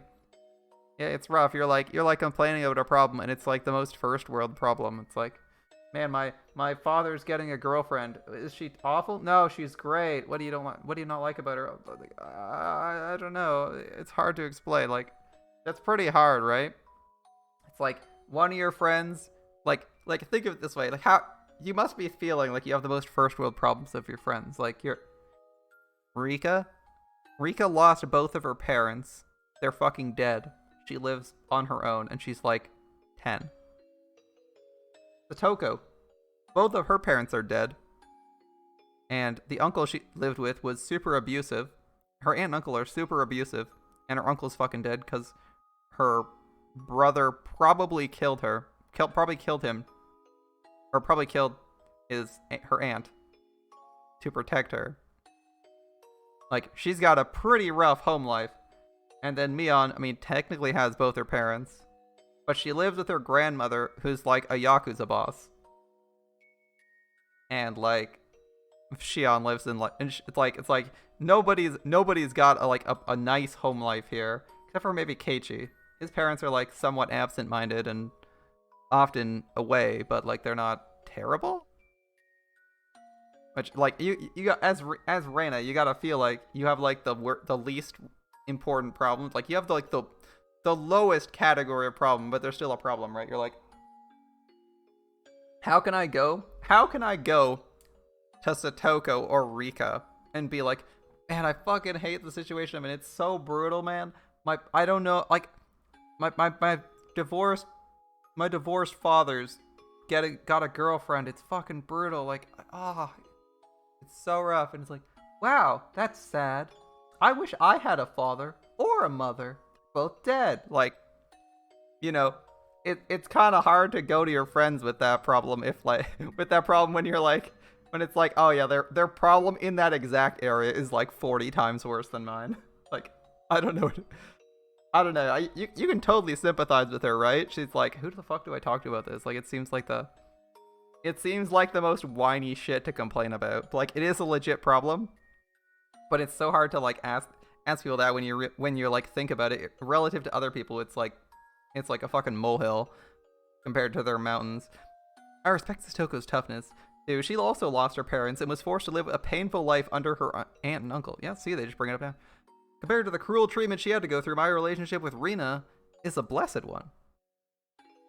I keep feeling anxious, but that's because I'm still immature and I feel like I'm not ready to separate from my father. I have to be strong like Rika and Satoko. I have to try my best to be happy. I'm going to live with all my might in order to regain the peace of mind that I lost that day. My assumption that I'm not happy is just a mistake. I should appreciate the wonderful days I spend with my wonderful friends. Just by realizing that I'm happy, the world shines so brightly. Listen. It was just so cute, so I screamed, I'll take it home with me. I bet you did. You're an expert at making the most out of every day. I am, aren't I? I feel very fortunate to have a wonderful life and wonderful friends. How could I be unhappy? You're right. In Hinamizawa, no one becomes unhappy. Press X to doubt. Satoko was pretty miserable in her arc. Everyone stays happy. Hinamizawa is free from misfortunes. He should have stopped right there, but he just kept going. Dude, you're fucking clueless. I'm jealous of you, Rena. I wish I could be an idiotic optimist like you. sounds like you're insulting me, but if that's what I need to make every day wonderful, I wouldn't mind. Would I? I don't have any worries. I feel like I do, but that's just because I'm immature and want my father's attention. Come on. Say the magical words. It'll cheer you up. Huh? Now, I'm gonna have to reinterpret every time she says how. How? Now? Is that what I have to do? So in every future arc, I'm gonna reinterpret that as like the equivalent of like the, what was it from Rick and Morty? Like Wubba Lubba Dub Dub, where a Birdman's like, in the language of my people, that means I'm in pain and need help. And it's like suddenly you're like, wait, that's like his catchphrase. You're like, wait, that's his catchphrase. That's super depressing.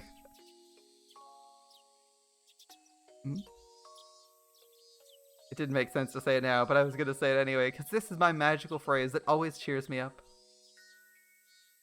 Take it home with me. Oh, what's wrong with you? It's so like you, but still. That's right. This is me, Rena. I'm not Rina. Rina still wants her parents' attention. Rena is a goofy, carefree girl. She knows every day is full of happiness, and she has the kind heart to appreciate it too. I should forget about the icky things. I should live a wonderful life free of anything icky. Icky starts with I. I mean, I hear that icky starts with a V because Vicky is very icky, but maybe that's just because I've watched way too much Fairly Odd Parents. And that's why I got rid of the I in Rena. Or in Rena.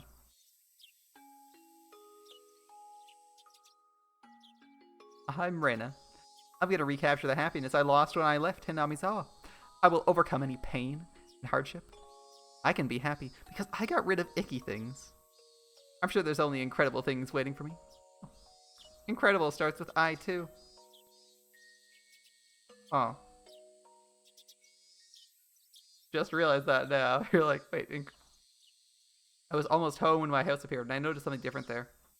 I'd like to stop for a second. She got rid of I because it's icky. She got rid of the I in Rena, but what would the I actually be in Japanese? I wonder what the word that it's supposed to be is in Japanese. It wouldn't be incredible. I mean, what? It could be incredible? Would they say incredible in Japanese? Or would they just say sugoi? There's not like a huge list of adjectives they typically use for, right, maybe it's the katakana incredible and they're both eyes. I'm just like thinking, because like, Rina would be a name you could have in Japanese.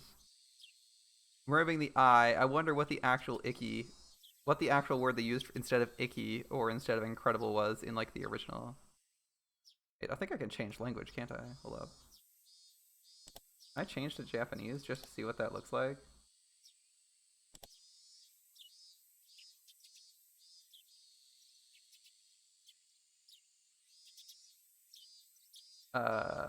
It is I. She got rid of the I.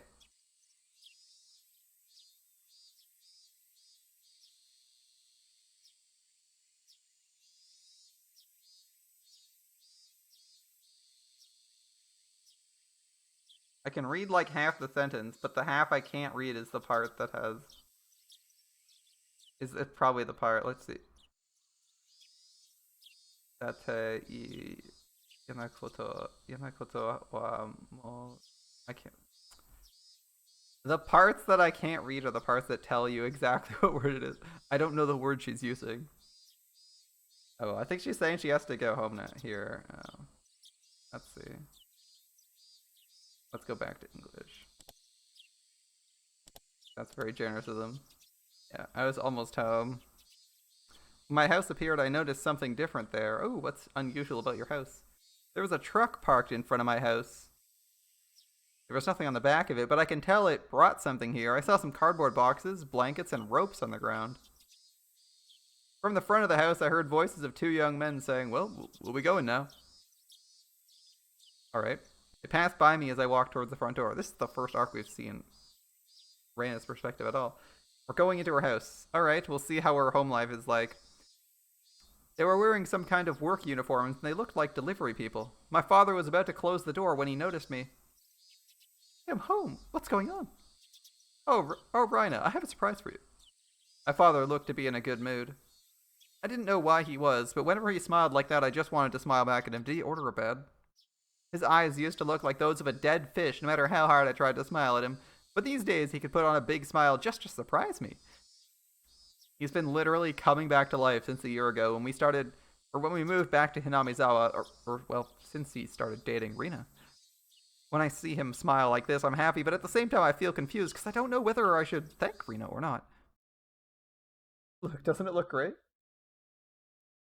He took me to the living room. Ah, new couch. He was probably expecting me to go ooh and ah. So whether there was something in the living room or not, I was ready to go ooh and ah for him. Oh, what? What is this? What did you do? I tried to sound excited and surprised. He was standing behind me, probably smiling with satisfaction at hearing my excited voice. I, on the other hand, was trying to understand, what was going on. For a moment, I thought I was in someone else's house. You see, the living room had been completely redecorated. The furniture we had was all basically from the former house in Ibaraki. My parents bought most of the furniture when they got married, so it was all old and a little dirty. Some of them still had crayon scribbles I drew when I was very little, but all of that was gone. Everything in the living room had turned to pastel color, looking very sophisticated, like the rooms you'd see in soap operas.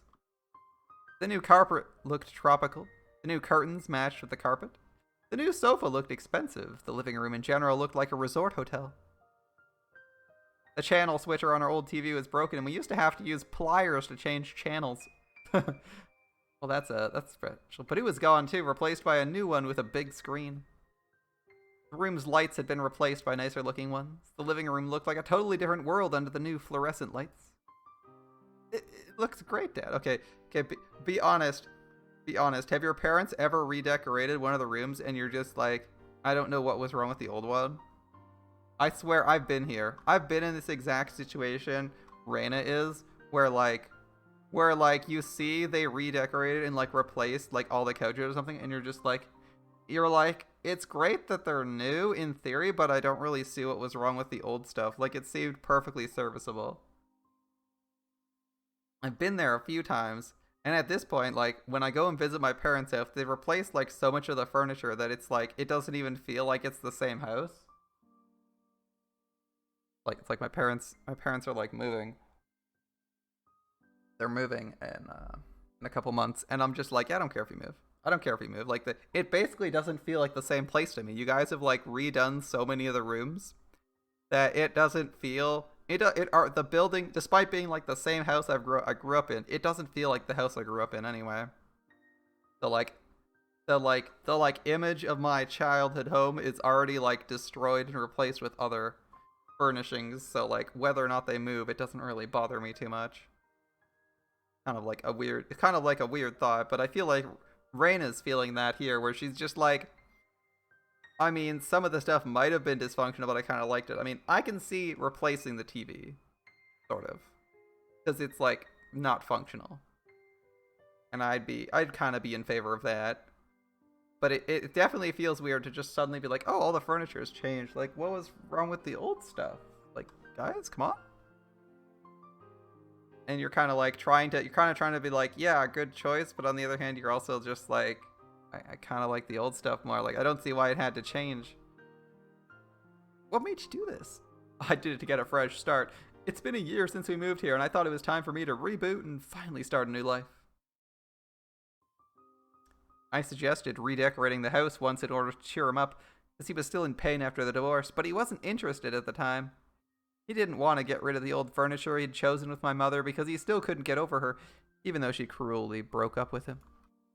Yeah, that was like an ice cold breakup. Like holy shit. Like, just break. It's one thing to like break up via text. It's entirely another to break up via lawyer and just be like, I don't want to talk to you, bye. I wanted to suggest it again when the time was right. I never thought he'd do it on his own initiative. It was a good idea. This beautiful living room makes me feel refreshed. I love it. I knew you would. Rina, you always wanted to have a rocking chair, didn't you? I haven't set it up yet, but look, I got it for you. Dad, thank you. It's fine, right? This is for everyone, not just you, Rina. I understand. I'm not going to get off this chair with us sit on it.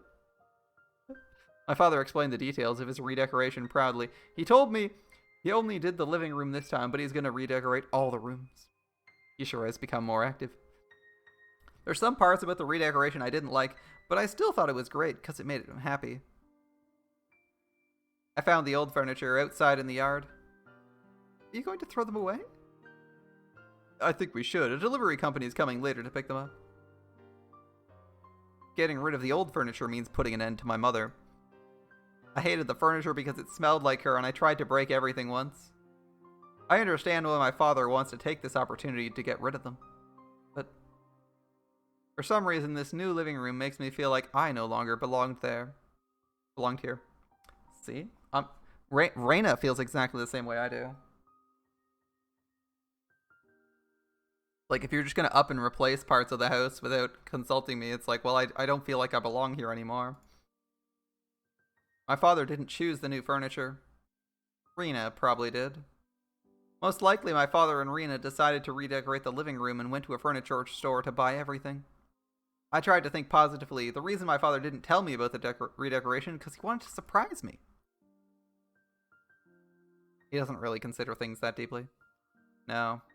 I suppose he didn't tell me because he just didn't think he needed to tell me. I'm sure he didn't redecorate the living room to make me feel like I was no longer welcome. Don't be negative, Rena. My father didn't have any bad intentions. He doesn't want to get rid of me. He doesn't think I'm the reason he can't get remarried. Yet, why did I feel sad looking at the old furniture in the yard? Why did I feel like I didn't belong? I realized the reason right away. It was me. To him, wanting to have a fresh start by getting rid of the things that remind him of my mother might be an indication of his unconscious desire to get rid of her daughter. My father doesn't really consider things deeply, so he might not be thinking I'm the reason he can't get married. But he understands he can't get remarried while we live together. By staying with him, I'm torturing my father. It was my fault he had to get a divorce. That's why I have to support him to help him recapture his happiness. I couldn't just keep him all to myself. I have to start thinking about living on my own. I don't need to go to university. I should think about getting a job. But who would hire an uneducated girl like me? Even if someone did hire me, I wouldn't be able to earn enough money to live on my own. Maybe I should think about working at a hostess club, like Rina-san does. People only choose the jobs they can. A girl like me doesn't have a lot of choices. Not a lot of companies would hire me or pay the amount of money that I'd need to live on my own. But, come to think of it, where do I belong? Whenever I end up feeling like this, I miss my secret hideout in the trash piles. I love to get under my blanket and feel the warmth on a cold night. The hideout gets hot and humid during the day and very cold at night. It's not a very comfortable place to spend time in. But it might be the place where I can relax the most, more than I can in my own house. No. I shouldn't think like this. I shouldn't think my house has been invaded by Rena. I should thank her for making my father happy. Rena isn't trying to kick me out of the house. She's trying to get along with me. But I'm not opening my heart to her. I'm the bad one. And I'm blessed. Toshi and his aunt didn't get along at all, and she abused him for a long time. Compared to him, my situation is so much easier. Satoko and Rika lost their parents. They live together now. They've been through very hard times, and on the other hand, I still live with my father. I should be very blessed. I shouldn't think I'm unhappy because of these things. I am happy. I'm blessed. The trouble is, I still can't admit that I'm happy. My father kept talking proudly about the redecoration. I nodded at him with a big smile and let him keep at it. Oh, I almost forgot. Rina, can I ask you a favor? Sure. What is it? I ordered 2 jackets from the clothing store. It seems they came in today. I have to help the delivery company pick up the furniture. Can you get the jackets for me? Sure. Which store is it?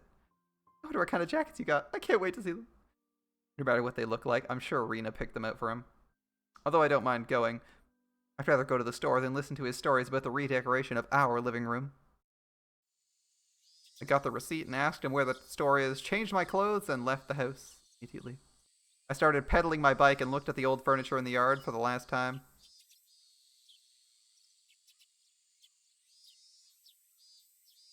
Your house feels less and less like your own and more like someone else's. It's a bit uncomfortable. I can understand that. They used to be the object of my hatred, but for some reason they now made me feel sentimental. Is it because I still regret the loss of my mother even though I hate her? I couldn't let poisonous emotions take over my heart. I understood that in my mind, but I couldn't just get rid of that feeling. The old furniture wasn't the only stuff that was kicked out of the house.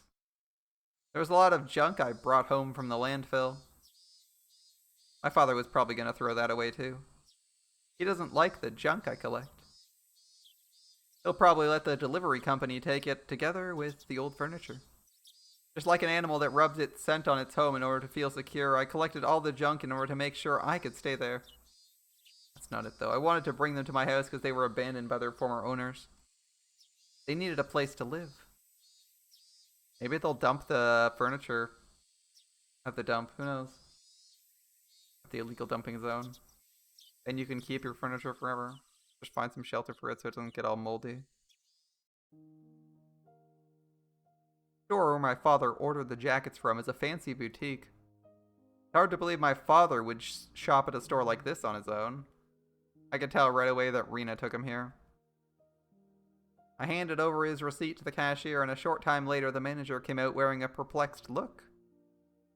Ryugu-sama, I'm very sorry. It seems the truck carrying your jackets is stuck in traffic. It should be here soon, though. He said the driver called a while ago, told him he just got off the highway and would be here in about an hour. I didn't need to know all the details, but he explained them to me anyway. I asked if I should come back tomorrow, and he insisted I should wait because the truck would be coming shortly, urging me to take a seat on their sofa. They always do that. I didn't really feel comfortable waiting there, so I told him I'd be back soon and left the store. I wondered if there are any fast food restaurants nearby. I might have to go all the way back to the station. I looked around and found a coffee shop. The glass on the door was black, so I couldn't see inside, but there was a poster saying the price for a cup of tea is lower than normal for women on weekdays. I should be going to get a cup of tea to kill some time. It should be fine. But still, I hesitated to go inside before opening the door. Her first impression of the coffee house was the smell of cigarettes. It's normal for coffee houses to be filled with cigarette smoke. It's like a requirement. And not a great one, I guess. Thankfully, that's probably changing. I think there's some rules against, I think some laws being implemented in Japan against smoking in restaurants and shit. Yeah. The delicious taste of cigarette smoke. It must be before 2010. But Rena still regretted her decision. While she was thinking about leaving, the proprietor spoke to her brusquely and showed her to a table. Rena gave up on the idea of leaving and sat down. The atmosphere in the shop was far from a clean, normal coffee house where you would go simply to enjoy coffee and cigarettes. It was more a place where vulgar people would hang around. Rena didn't feel comfortable at all, but what bothered her most was the laughter of a man and woman sitting together in the very back of the shop. Her table was behind a planter, so depending on how one looked at it, one could say she's in the spot most protected from their laughter. Rena looked as though she wanted to leave as soon as she finished her tea. Why is this suddenly like third-person perspective? We went from like first person? Like I asked him, I looked around, I wondered. I'd just be going to get a cup of tea. And now it's like third person the minute we enter the coffee shop. It's a bit unusual. So who's looking at her? The bell hanging from the entrance door rang, letting her know a customer just came in. It was a little surprising for her that a coffee shop like this could draw in so many customers. Rena peeked at the newcomers from behind the planter. There were two. They looked like vulgar men, the type of people you didn't want to get involved with the instant you saw them. The proprietor tried to show them to a table, but they ignored him and walked towards the back. They walked up to the couple who'd been laughing loudly and greeted them with a bow. Aww. This is suspicious. Hey, you finally made it. Sit down. The couple stopped laughing, and the man told the newcomers to sit down in a threatening tone of voice. As instructed, the two of them took a seat. So, what happened? We're sorry, we're trying to... Cut it, dipshit. Just hand it over. The two of them looked at each other before they each took an envelope out of their pockets and put it on the table. The man roughly grabbed the two envelopes and tore one of them open. Inside, there were many wrinkled 10,000 yen bills bound into a bundle with a rubber band. He opened the other to make sure it also had cash in it and threw it to the woman. Count 'em. Hey, don't order me around. It's originally my money, you know. Shut up. Just count 'em. The man yelled at the woman. She licked her thumb, looking annoyed, and started counting the cash expertly. The two newcomers hung their heads while she counted. Lighting a cigarette, the man waited for her to finish counting. Good. It's all here. The woman said that after flicking through the last bill. The newcomers looked relieved. The man, however, didn't look satisfied as he stared at the bundle of bills the woman was holding. Ritsuko, how much is there? I told you, it's all here. I'm asking you, how much is that? I told you, all the money I lent them. No, idiot. I'm asking you if they paid you the interest. Man and Ritsuko yelled at each other. Even though they were making all the noise, the other customers acted like they didn't hear anything. Hey boys, there's only 2 mil in here. What's going on? The two of them were trying to find some excuses to make. It seemed like this behavior had touched the man's nerves as he started looking furious. Fuck is this? I asked you what's going on. You'd better start talking. His angry voice echoed through the shop. He hit the table hard and dropped a glass on the floor. The noise thickened the tension in the atmosphere. We're sorry. Of course, we gotta have the mafia. So let's see. Are they a lowly gang or are they yakuza? It could be a random ass street gang or like a loan shark and it's goons. It doesn't have to be yakuza. All right. But it is Japan, so it could be yakuza. We're sorry. Being sorry doesn't give her the interest, does it? I don't mind calling the police to solve our problem, you know. Please don't. The two newcomers must have been in an extremely vulnerable position. They bowed so deeply their foreheads almost touched the table. I called you here because I thought you wouldn't want me to involve the police. Then you act like you don't fucking care. We're sorry. We're sorry. While you could pity them, the newcomers looked as vulgar as the man threatening them, making it hard to decide whether you should feel sorry for them or not. After a while, Ritsuko opened her mouth as if to offer them help.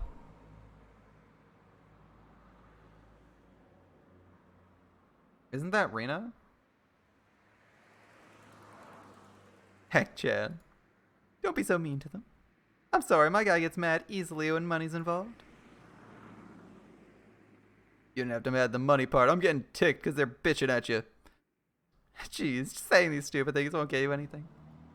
I'd like to note the distinctive, like, tattoo she has on her stomach, the red star. That's Rena, right? That's Rena. So she might actually. So she's like secretly. So she's either like a loan shark, or she's like hanging. Like I don't know what Rena is going to assume, but it seems a little bit iffy. The star on her body, a Joestar. I completely forgot about that. The Joestar family birthmark. The star. Dio's got one. Joseph's got one. Jotaro's got one. Saying these stupid things won't get you anything. The man pulled Ritsuko roughly into his arms and frantically kissed her lips without caring about the other customers. Their kiss wasn't like the lovely ones that normal couples would share. It looked obscene instead. He let her lips go to take a breath, kissed them again, and repeated that for a while. And after a while, he finally got bored of kissing and let her go. Really mad when he comes to me, too. He's impossible. So what? This woman's like a part of my body. Putting dirt on her means putting dirt on me. Whoever tries to do that's in for a bloodbath. Remember the guy with the comb over? I forgot what you did to that guy after you took him outside. I remember him. He challenged me, wanted to take it outside. He said he did karate, so I got a little excited to see what he had and punched him in the gut. But he just keeled over on the ground. Disappointing, so I took off his pants and underwear and made him clean the public toilets with them. See, I'm helping society. I deserve an award for that one. Alright, I can't believe you made him do that. You're so gross sometimes. They started laughing loudly like they were doing earlier. Their laughter obviously intimidated their companions. Listen, you two. Tech-chan is actually in a very good mood today. Usually you'd start yelling, this isn't enough money, and you'd be thrown in the OG River naked by now. I truly apologize for the inconvenience. Well, you forgot about the interest, but you did put together all the rest of money in time. I'm impressed. So I'll be nice and take that into consideration, you know? Anyway. His interest rate is a little high, but it's only 5 if you pay it today. If you wait even a day longer, it'll be doubled. And if it's doubled, I don't think you'll be able to pay it no matter what you do. So, I want to make you a deal. Tech-chan, would you give us a minute? Sure, I guess it's alright. The man left the table with a grin and headed for the bathroom. He was far too amenable for that request, as if they'd planned for him to leave the table at that moment. Ritsuko made sure he was in the bathroom and took some papers out of her bag, spreading them on the table. You're young. You don't want to ruin your life because of an outlaw like him, do you? So I recommend you pay all the interest today. If you do, you can cut your ties with him. I understand, but can't get 500,000 yen just like that. 25%, damn. I understand. I bet you tried really hard to collect that 2 million yen. I understand there's no one who'd help you out with another 500,000. They must have done their very best to collect even the money they brought today, so it must be impossible to collect even a dime from anybody now. They hung their heads and told her that. However, take a look. I made this for you. The guys looked at the paper on the table and muttered under their breaths. You don't need collateral or a joint guarantor for this, but the interest rate is a little high. But with this, you can take out a loan of 500,000 yen right away. Don't say yes. The interest rate is a bit high, aka they're gonna put you into an even higher interest loan. Even this interest rate's a lot better than Tech Chance. What do you think? It'd be easy for anyone to guess what Ritsuko's trying to force them to do, right? Who is this? I think it's Rena, who's going by the name Ritsuko. Or either that or it's her fucking twin. I thought that was the same sprite she had. She's like a new person. But yes. She does look pretty cute. Except for the part where she's a loan shark. If you show him this with your signature on, I'm sure he'll let you off. It's your choice, though. If you need a pen, you can use mine. Here. They read the small print on the documents and were stunned by the outrageous interest rate. Ritsuko didn't force them to do anything. She just looked out the window and smoked her cigarette. After a while, the man returned from the bathroom. Did you come to an agreement? They looked at him, steeled themselves, and took the pen. They're going to borrow money to pay your interest. It's only 500,000. They can pay their debts soon if they work really hard. Great, I'm impressed. They set this up, by the way. The two are working as a pair. He claims to be like the fucking murderer, and they're gonna be like, oh my god, we don't gonna get fucking murdered. We'll do anything, and then they sign her outrageous interest rate. And now they've signed an agreement. They've signed an agreement that that says they'll have to actually pay that kind of money. And it's like impossible to get out of. And that's how loan sharks work. Men get tougher when they have something burdening them. I must have planned this from the beginning. The man and Ritsuko got what they wanted and grinned at each other. There were many things to fill out on the documents, and it was taking them a long time. The man and Ritsuko, knowing that, started talking amongst themselves. Ritsuko, how's your husband in Hinamizawa doing? What? Oh, he's not my husband. What's going on with him? I heard he has a lot of money. How much do you think you can squeeze out of him? He'd be so surprised. I heard his ex-wife gave him a settlement when they divorced, right? But I just found out she gave him a lot. How much is a lot? He's got about 50 million yen in the bank. He's a big spender. Wow, that's real big. How much do you think you can squeeze out of him? He's a big crush on me. He buys me anything I want. Anything. He's not cheap like you. I might get serious about him. I don't think so. Your body won't be satisfied with anyone but me. Stop it, not here. What's the plan? Thinking about telling him I need some money to get rid of my ex-boyfriend. How much you gonna ask him for? You're a scary woman. Let me know if you need an actor for your play. I'll be your scary ex-boyfriend. Oh, excuse me. You finished. Great. Let's bring it over to the loan company. Ritsuko, take care of the check, would you? The man pat them on their shoulders and walked out to the door. Another person was about to enter and they nearly ran into each other. The man probably wouldn't make way for the person considering his personality. But when he noticed who it was, he stepped aside. The person looked as vulgar as all the other men. Oh, it's Kasai. It's Kasai. Are they acquaintances? Time to find out. He stepped aside for him, so presumably he knows who Kasai is. And Kasai's Yakuza. He was wearing a black suit with sunglasses on. He wasn't that big, but his stern look was very intimidating. It was clear at a glance he was a gangster, and a professional one at that.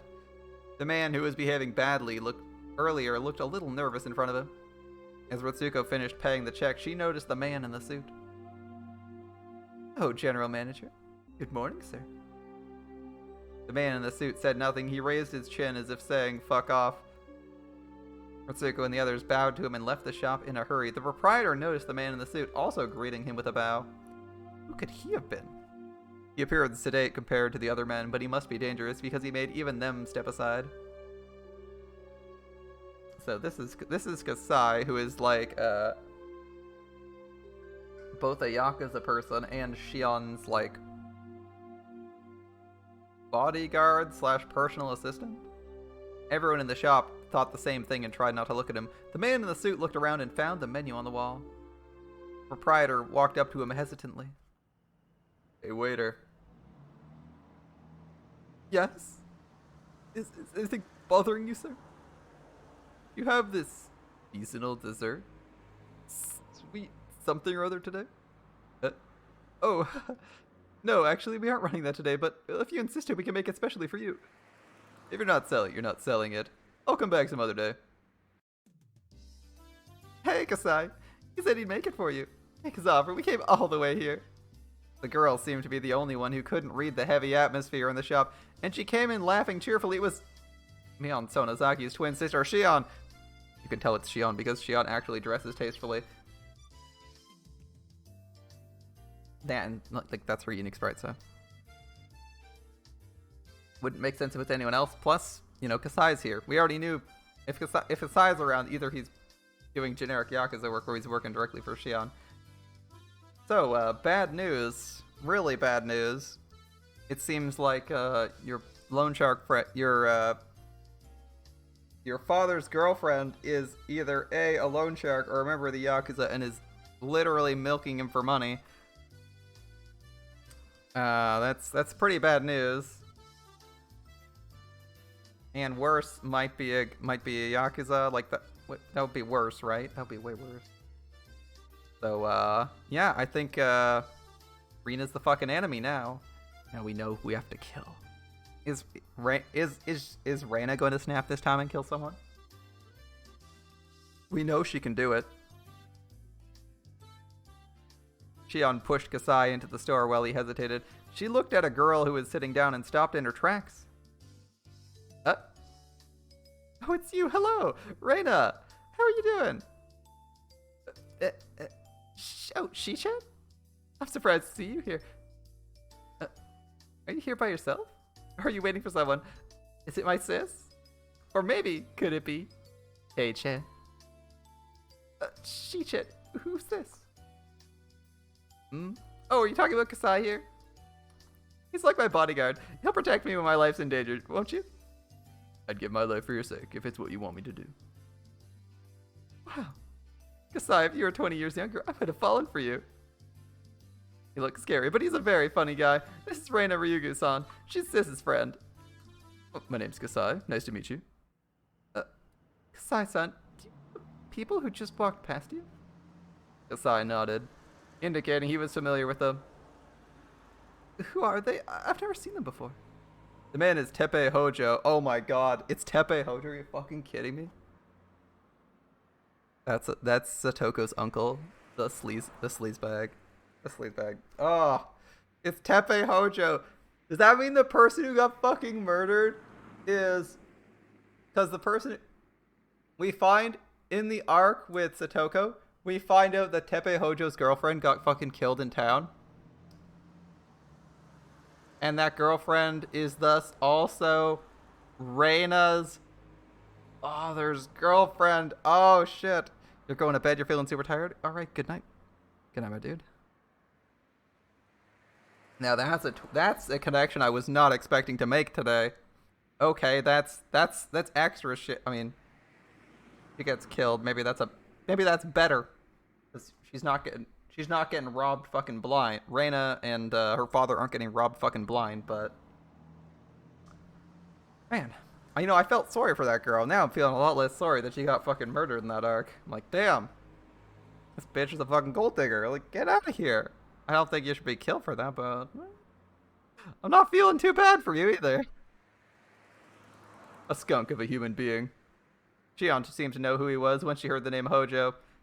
Dude, it's Satoko's uncle, the abusive one. Like, that guy's a piece of shit. He's a real piece of work. And the woman? Rina Mamiya. I believe that's her business name. Her real name's Ritsuko Mamiya, I think. She's a hostess at the Flower Road. Sai-san, do you know what he is to her?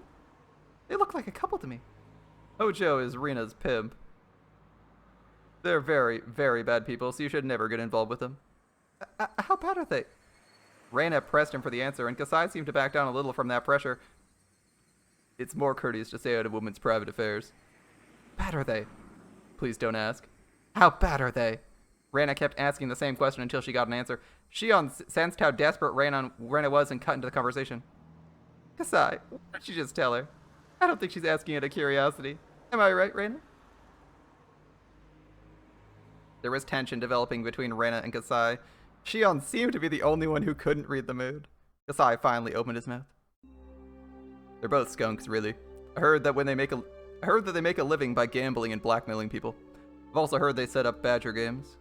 What's a badger game? Well, a badger game's like a marriage fraud. The woman finds a catch, a man who has money, and begins a relationship with him. And then her boyfriend shows up, catches them in the act, blames the guy for stealing his girlfriend, and blackmails him for money. First the woman makes him buy expensive stuff for her, and then she and her boyfriend take all the money. There's a rumor she's got herself a big catch recently. Wow, whoever that is, I'm so sorry for him. Well, the guy had some fun with her too. I guess he gets what he deserves. That's a little harsh, Shion-san. A man sometimes falls for a woman very easily. Oh, really? I wonder who you fell for. Waiter, bring the dessert to us, please. Wait, where did she go? She just took her leave. Rena was already gone. The door, which had just closed, looked as if it was the only thing that knew where she went. That's rough. That's rough. Alright, now she's like, I gotta fucking do. When I got home, the door was locked. I used my key to get in and found a note in the living room. Something's come up, I gotta go. I'm going to eat out tonight, is what the note said. This wasn't the first time he'd done something like this. Each time he'd only told me he had to go to Okonomiya for something. But I knew the real reason, because I heard him talking on the phone once. Rena must have had some free time between jobs and asked him out to have dinner together. I heaved a sigh, looked at the new living room I hated, and went to my room. Fuck. Looks like you were too fucking late. Shit! I thought back over what I just heard at the coffee house. I tried to rationalize the meaning of her actions there. Maybe she had to pretend to be a bad person because she was being threatened by the man? Even after the man she called Tech-chan left, she continued to threaten the guys and push them into signing the loan contract, though. She threatened to play along with the man. She wouldn't have done that. If she was pretending to be a bad person, she could have shown a little bit of mercy or sympathy when he left her alone with him. It's like holding water in a bowl you made with your hands. No matter how sturdy you make it, water leaks from your fingers. Mercy and sympathy leak out from you. But nothing, not even a drop of water leaked from Rena. Her hands weren't even moist, they were dried up. There was no water that could leak through those hands. Rena was threatening those guys as much as the man was, and neither was leading the other along. They were doing it together. That was it. Rena's a bad person. My brain cells accepted the idea with applause. After all, I always hated Rena. I just couldn't accept the feeling because my father liked her. Looks like you were right, Rena. How are we going to solve this problem, though? This is a big problem. How do we break them up? But at that moment, I could finally accept it. She's a bad person, just like my mother. She's an existence that will ruin everything and destroy my father's happiness just by being with him. But I wonder if my father would understand that Rena is a bad person if I told him so. My father just likes her so much, he'd jump over a cliff if she asked him to. He thinks everything she does or says is great. He interprets everything about her in a positive way. He's a simp. He protects her and praises her without her asking him to. I'm not a kid anymore. I understand how a woman can tame a man. It's different from love. Love is about trying to build a relationship. Taming is just a way of satisfying the lust to dominate. She's just trying to make him into her slave. Women can deceive men, even my father. They can use dirty methods to ensnare men like they're following a manual. It's the weak point all men are born with. Even with a strong will, they can't resist it. That's why we hate those women who exploit that weak point to deceive men. That's why I couldn't bring myself to like Rena. For the sake of argument, let's assume I acknowledge an unreciprocated love like that. That would only be as long as it was love. If it wasn't love, it was just a method to threaten or squeeze money out of him, I'd never forgive her. I remember their conversation at the coffee house. Rena said my father's a big spender. In fact, I think he spends more money without hesitation than before he met Rena. I was happy he started regaining an interest in going out into the world, but I don't know whether I should be happy or not now. He controls the money of the Ryugu family overall, but since I do the grocery shopping, he often gives me his bank book so I can withdraw money. Because of that, I know where he keeps his bank book, his personal seal, and other important stuff. They're in one of his drawers, which he usually locks. I know where he hides the key. I know the combination of the cash box inside the drawer. He might be coming back soon, so I felt a little nervous. Oh, I see what we're doing. We're checking to see if the checkbook is there, to see if he's planning on spending a fuck ton of money on her tonight. I like how Ryuga's thinking. He's like, I don't actually have to do anything. I should figure out how badly we're getting fucked today. But I had to make sure. I opened the cash box. It had some bank books, personal seals, stamps, and unused postcards. I removed everything from the cash box to get the bank books, and then I found something new. On the bottom of the box was a bundle of new 10,000 yen bills. Its thickness wasn't something I could ignore. There was also a paper wrapper that looked like it had been bundling the bills. The wrapper had a stamp that said it was a bundle of 1,000,000 yen. He usually kept some cash at home because it was troublesome to go to the bank every time he needed money, but it was usually around 1 to 200,000 yen at most. Oh, that's like $1,000 to $2,000, so that seems fairly reasonable. Remember, this is the 80s, so there's like, debit is not a thing, and this is Japan, which still runs on cash, so like, there's not going to be debit and credit. You're going to need cash for anything. He's never kept such a big amount of money at home before because he knows it's unsafe. So 1,000,000 is like 10 grand? Like, why do you need 10 grand at your house? The extraordinary amount of 10,000 yen bills was abnormally intimidating. I tried to open the bank book. My fingers got numb all of a sudden. A part of me was trying to deny the things I heard at the coffee house. It wasn't because I wanted to defend my father or even Rina-san. It was because I didn't want to believe my father was the husband in Hinamizawa the blackmailers were talking about. I opened the bank book. The last time I saw it was 2 or 3 months ago. It shows countless withdrawals since that day. I probably wouldn't normally understand what those numbers meant, but I felt in that moment as if the 10 different digits were speaking to me. They were a series of cruel digits. It starts with some understandable expenses I assume represent dinners or something. And then the amount of money starts to become nice and round numbers, like a 5 or a 10. I can tell by looking at the dates he withdrew money that he wanted to have a certain amount of cash on hand when he went out with Rina. Among those expenses, a big number appeared all of a sudden. It was too much to spend on a date, hundreds of thousands of yen. I looked at the date of the withdrawal and traced it back in my memory. Trace. On. I remembered around that time Rina was talking about moving into a new apartment. I know the market rate of rental properties in Okinomiya. The fuck kind of 14-year-old knows the rate of rental properties in Okinomiya? You need to put down 2 safety deposits and 2 payments of key money in order to rent an apartment, so that's 4x the rent. That amount of withdrawal sounded reasonable now. He paid the whole down payment for a new apartment, and after that, big numbers appeared one after another. I could tell they were for congratulatory gifts for her new apartment or something. The numbers got bigger and bigger. Like I said, he's a simp. It looked like at first he was withdrawing only the amount of money needed, but then he started withdrawing big amounts all at once because he knew he was going to use it someday anyway. The change meant only one thing. He'd lost his sense of the value of money. The balance kept going down, and I started feeling anxious about what's going to happen if he continued spending money like that, but then I saw a deposit of a big amount of money into the account. Wait, where did that come from? There was only one thing I could think of. I opened the other bank book. It was easy, like a puzzle for kids. It was like playing with an easy jigsaw puzzle that comes with the huge pieces you don't even have to put together to see what the whole picture looks like. My father was using money from his time deposits. He's pulling money. So his time deposits, that would be his retirement fund. So this is horror, but in a completely different way. You were thinking we'd be getting some visceral, violent horror where someone's getting murdered, and we're actually just hearing about someone's bank balance being fucking emptied out in like a slow process over the course of months. Now he's pulling from his retirement fund. In other words, the settlement my mother paid my father when she that's what time deposits are. Okay, the settlement my mother paid my father when she divorced him. To him, it's cursed money. I'd understand if he wanted to use it to get new love, but that was an excuse to use the money from his time deposits. Money is money. I thought it was his retirement fund. Even though it's his divorce alimony, it's still important money for our future. Even though it's cursed money, it doesn't mean he can waste it. Big expenses start appearing one after another. It's like we're watching some completely different kind of gore. You thought you were getting actual gore, and we're getting financial gore. It's just terrible. There are many expenses, upwards of 6 digits. I want to throw up just from that. That's disgusting. I wasn't expecting this kind of damage. For some reason, I could immediately tell they were buying electronic appliances and furniture. He must have been buying everything she asked him to. If from the beginning Rena was only seeing to check if he could end up being a big catch, she must have been trying to find out how much money she could squeeze out of him. My father bought her anything she wanted, no matter how expensive it was. He probably thinks of him as the perfect catch now. The numbers in the bank book told me so. The simple numbers and dates on the bank book had started talking to me. Around the time he started withdrawing big amounts of money, Rena started coming to the house more often. And she started spending the night.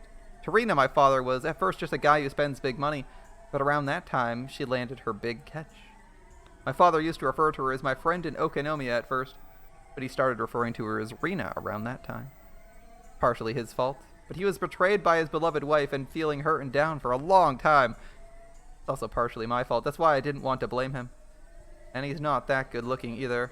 There's no way he's immune to women. He must not have been able to resist an attractive woman who aggressively approached him when he was feeling down. He's crazy about Rena and can see nothing other than her. I can't blame him because Rena trained him to be that way. I put the bank books and other things back into the cash box. This cash box is like my father's heart. Take the $1,000,000 yen, by the way. You may want to take the $1,000,000 yen. 50-50 on that being like the last $1,000,000 yen your family has.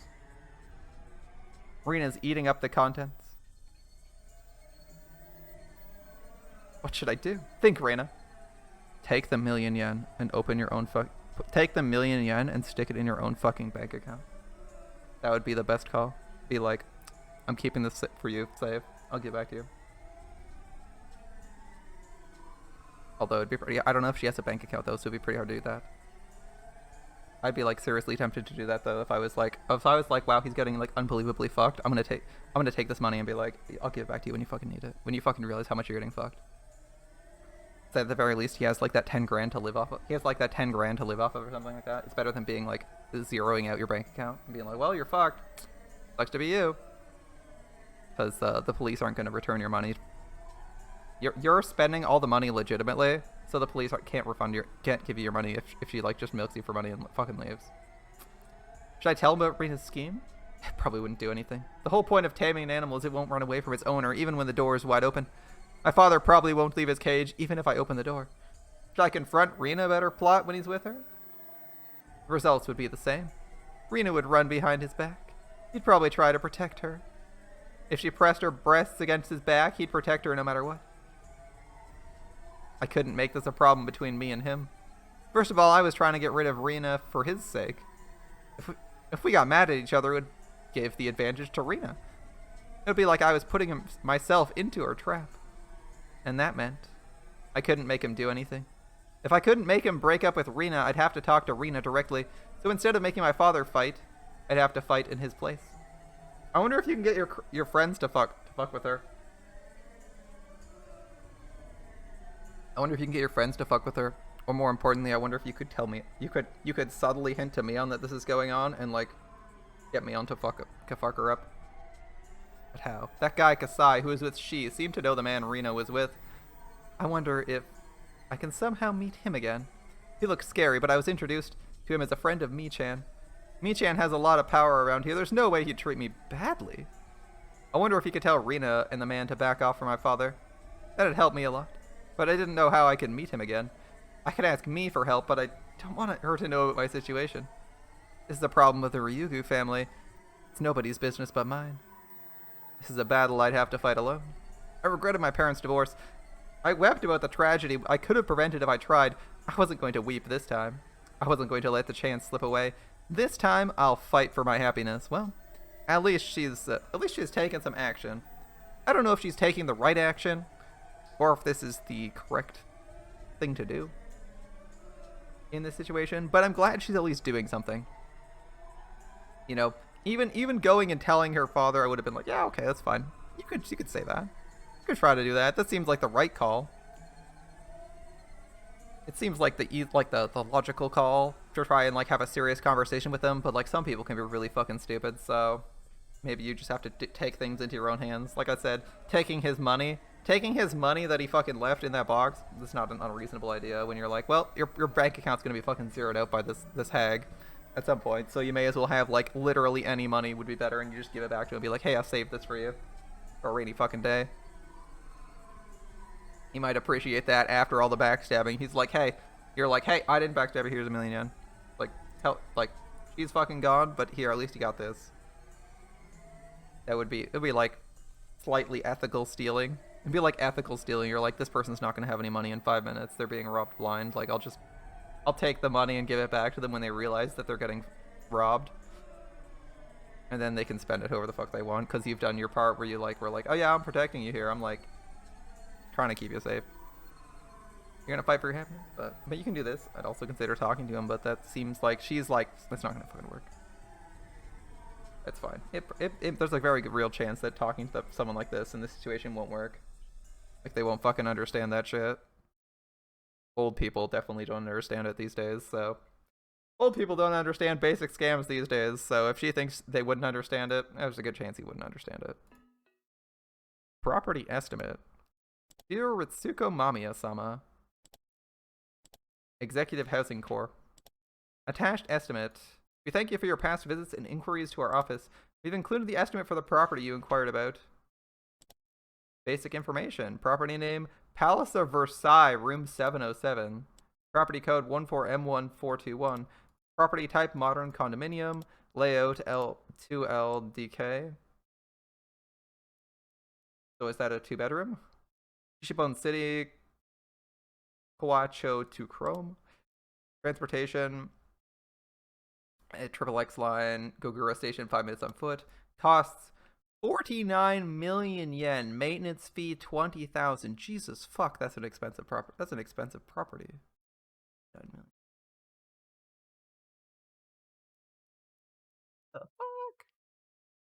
That's like 400. That's like a $500,000 property. What the fuck? That's absolutely mental. They're living in the middle of nowhere. Half a million dollars in 1980. In 1980. Like, 1980 is when you could buy houses in, like, Miami for, like, 50 grand. It's $500,000. That's insane. I was literally just listening to an interview talking to someone who bought their first property, beachfront in Miami, for like 50 grand, and they're still alive today. And they're like, you probably can't do that now these days because, you know, that was the 80s. So literally, you could buy beachfront property in some of the most premier real estate in the United States for like 50 grand. And this person spent $500,000. $500,000. That's insane. That's gotta be like the most insane property. Holy shit. Like $500,000 in the 80s is like, that's like a $3 million house these days. That's insane. That's absolutely insane for a condo. Like $3 million condo. That's gotta be like the most luxurious shit you've ever seen. And this isn't like this isn't like downtown Tokyo. This is like a small town in Japan. This is like a big fucking place. Holy shit. Other southeast corner room, elevator floor, condominium, fitness club membership included. Thank you for your interest in this property. The area around Gogura Station is a prime real estate zone for luxury condominiums. Along with the future planned developments, the real estate values in and around Gogura Station are expected to rise, and this property is not an exception. As a result, many prospective buyers are interested in this property. Hence, we'd like you to understand the selection process will be done via lottery. We also offer celebrity member preferential treatment, granting highly improved chances through additional lottery entries. Feel free to inquire with our agents for more details. Executive Housing Corp. Celebrity Account Manager. Kawabata.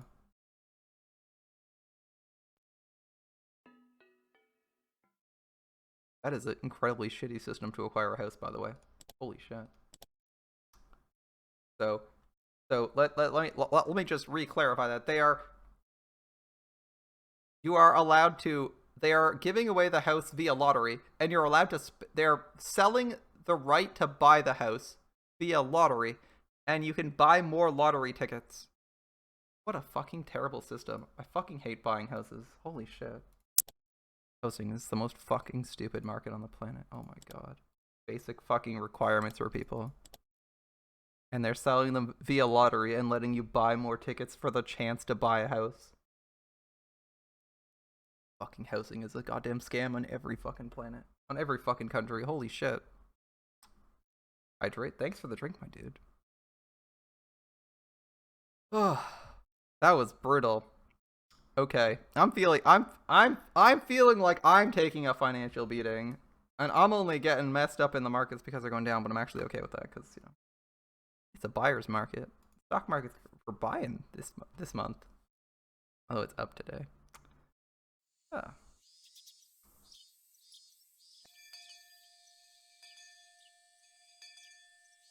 So you're talking about Kasai-san. He's Shion's watchdog.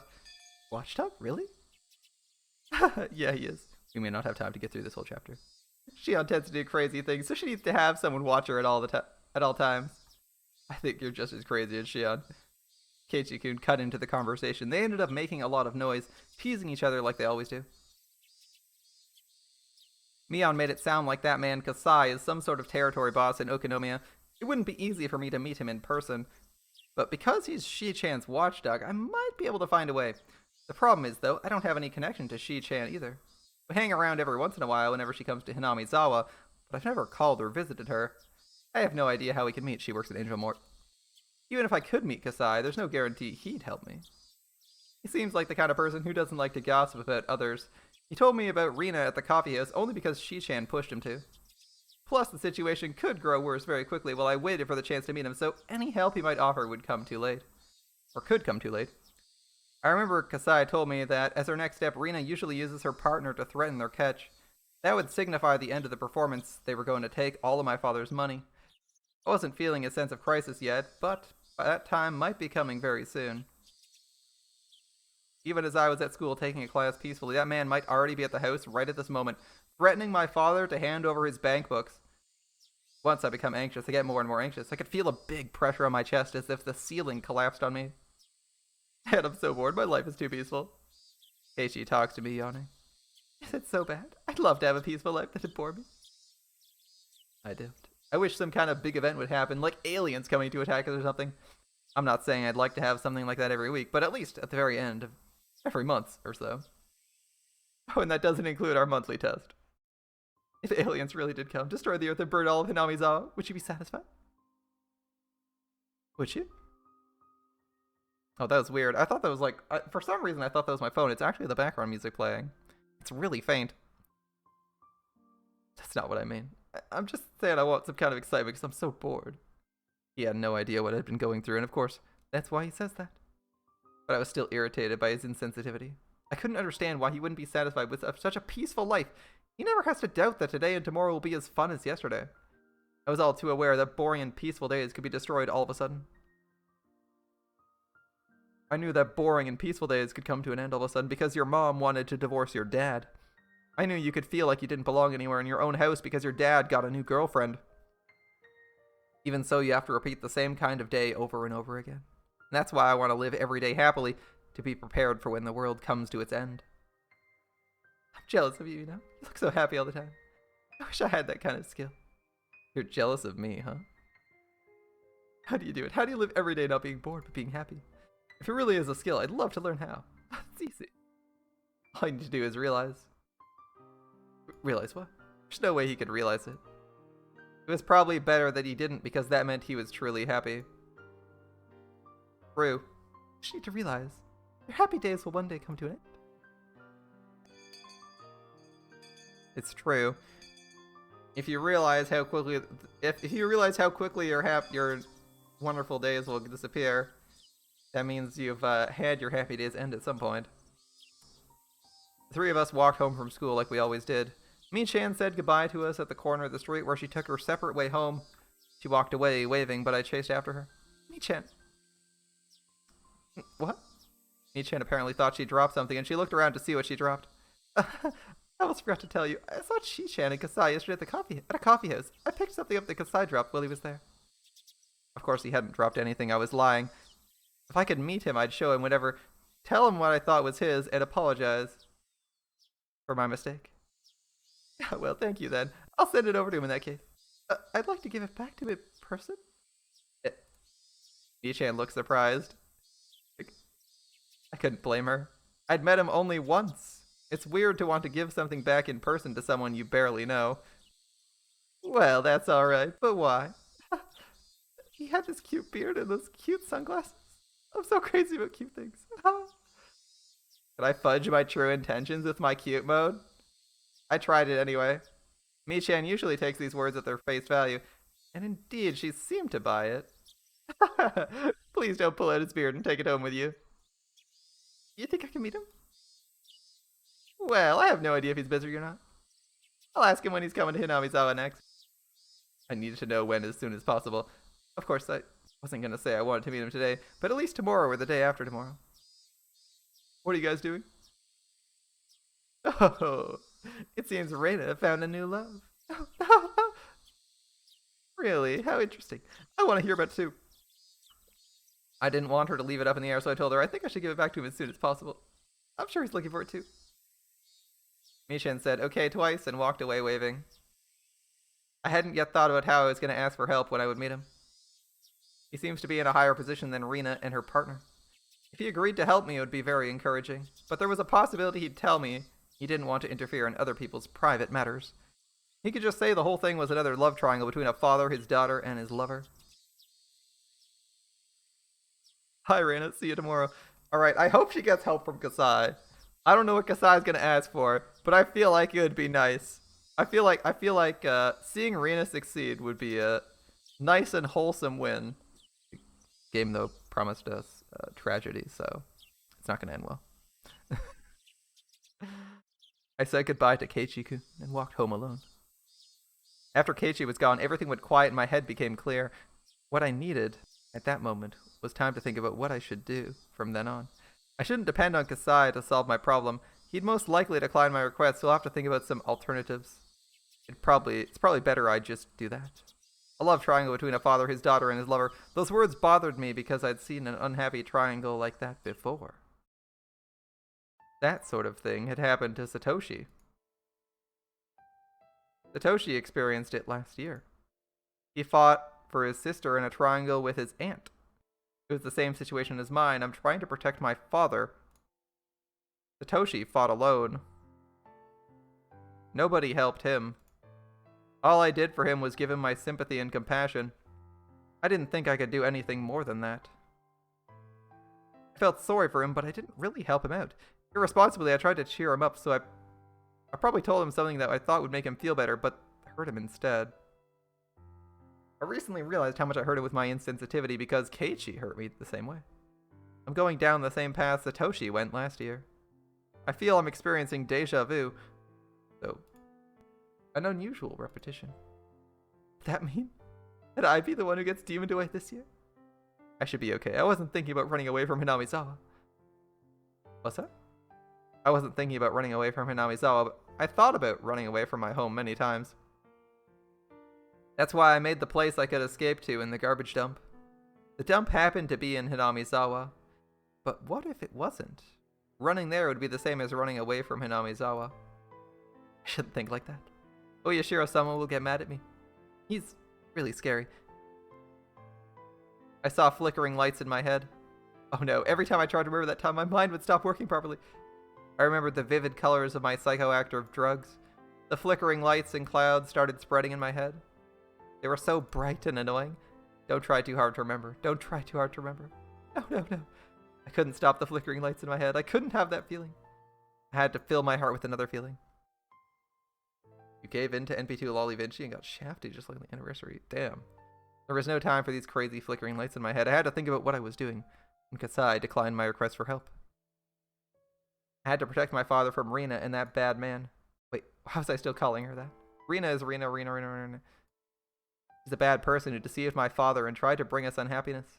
Bad people bring bad things into the world without even doing anything. They're different from the other 90% of people who aren't bad. If you let them loose, they'll even ruin the people around them. Like this Rena person, yeah.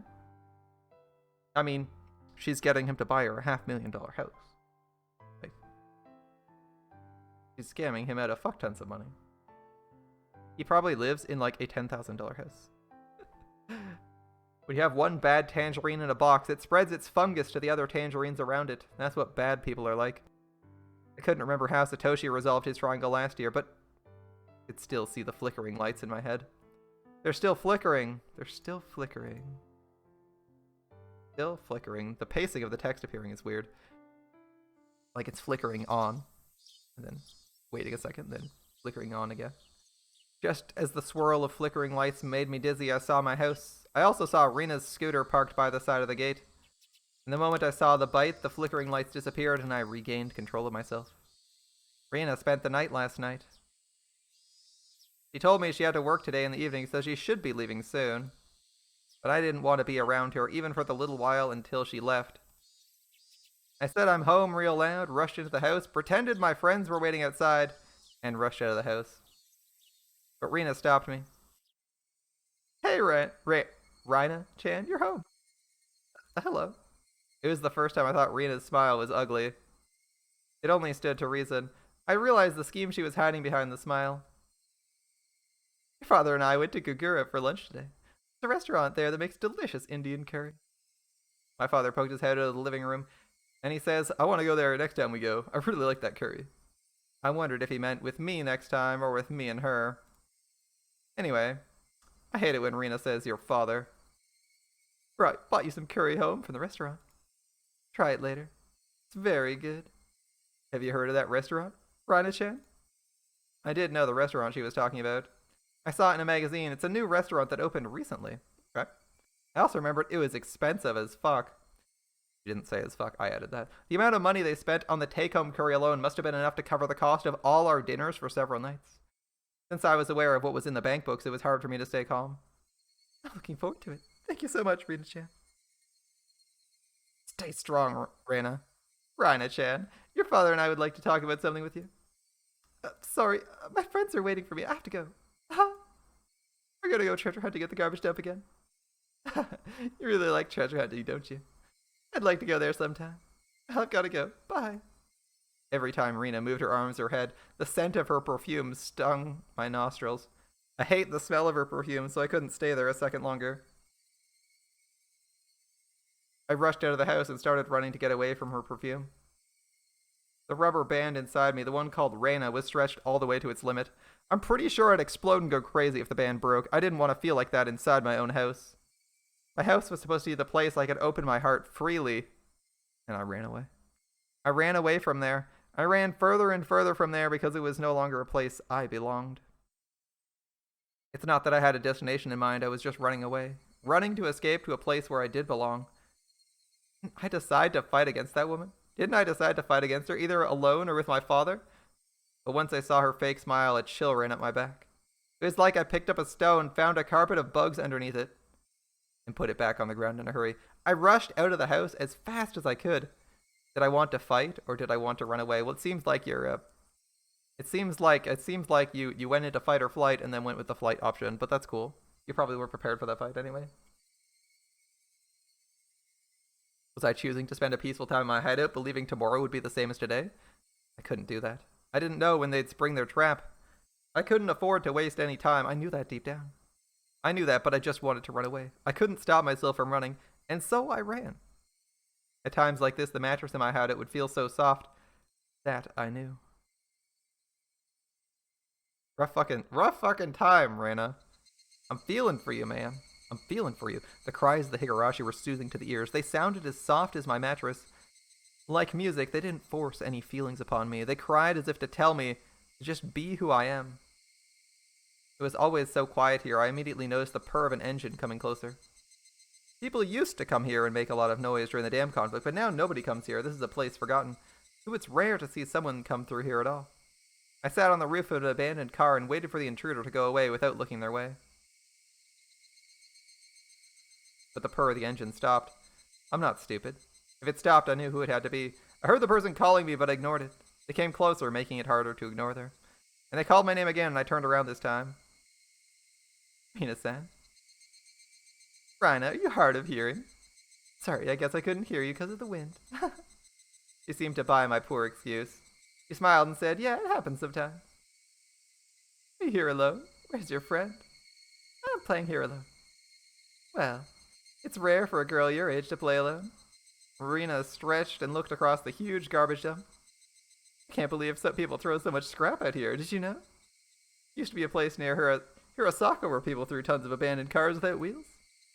I wasn't interested in her old story, but I pretended to listen and nodded.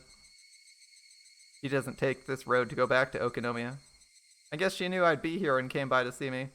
But what did she want? It was obvious she was trying to make conversation. She probably took it personally when I avoided her earlier, which must be why she's trying to butter me up. It would be better for her to not have any conflicts with the daughter or the man she's seeing, no matter what the intention of seeing him is. In that sense, it's a reasonable action for her to take. While I listened to her old story, all I could think about was when she was going to leave. Didn't I have to fight against her? Didn't I decide to fight against her? Didn't I find out her plot at the coffee house in Okinomiya? Didn't I find out this woman is squeezing money out of my father when I looked inside his cash box? I know who you are. Please leave my father alone. But you're not doing anything. You're being super passive, just like you were with your mother. You were pretty passive then, and you seem to be being... Your actions are passive, but I mean, it's only been like a day, so... I don't know. At least this time you have a day. It's not years. It's not months. It's days. You've had like one day. How easy it would be if those two sentences would solve the problem. She'd probably deny it. Even if I told her about what I heard at the coffee house, I have no evidence of her plot. That's true. If she said she did it because the vulgar man was threatening her, there'd be nothing I could do. But I know this woman is a bad person. I know something horrible will happen in the near future if I waste time like this. A strange, tense feeling started coming over me, but I didn't know how to let it out. As the feeling started running high, I became unable to stand the smell of her perfume.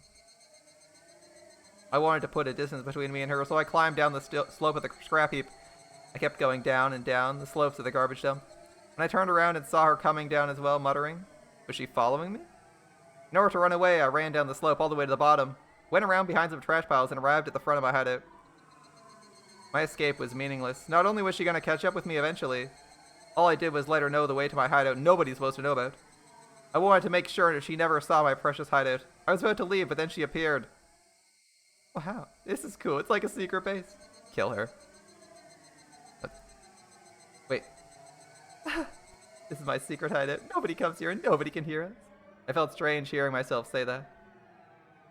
So this is your secret hideout, huh? I'm honored to be invited here. She must have thought I told her my secret was because she was worth sharing it with. She looked happy. She found the station wagon, looked inside through the window, went ooh and ah excitedly. This is a secret place. Nobody else knows. I felt my consciousness was separating from my body, like I was floating. But it didn't feel good, like when I drink amazake. It was more like being carsick. I felt like I was going to throw up. My brain was probably secreting some chemical in order to avoid facing the reality I'd have to stay with this woman, that I couldn't run away from her. But even if my brain tried to avoid recognizing it, the reality in front of me wouldn't change. I mean, this one's on you. I'm sorry. I'm sorry, Rena. This one's on you. Rina-chan. Yes. What's wrong? Are you feeling okay? I'm fine. I inhaled fresh air and pulled my consciousness back to reality. I didn't feel like throwing up anymore, but I still felt off balance, and I leaned on a scrap of garbage to keep my balance. I like you, Rina-chan. Do you like me? What are you talking about all of a sudden? I said that because I didn't want to say I like her. I haven't seen your father for a while now. We've been talking about many things, you know?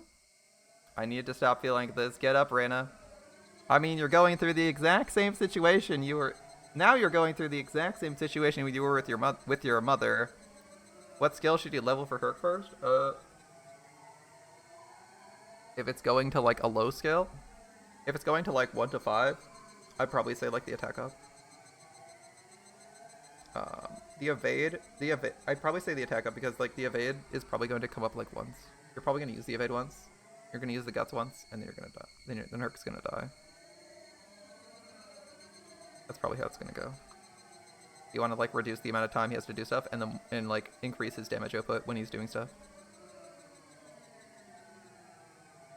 And then I'd probably do like Mind's Eye second, and I would consider 1 stack of battle continuation though. Like if you put battle continuation to 2, if you have like you're level at last, but you put his guts on 2 in the event there's like a 1,000 damage dot, and you need to cleanse it off.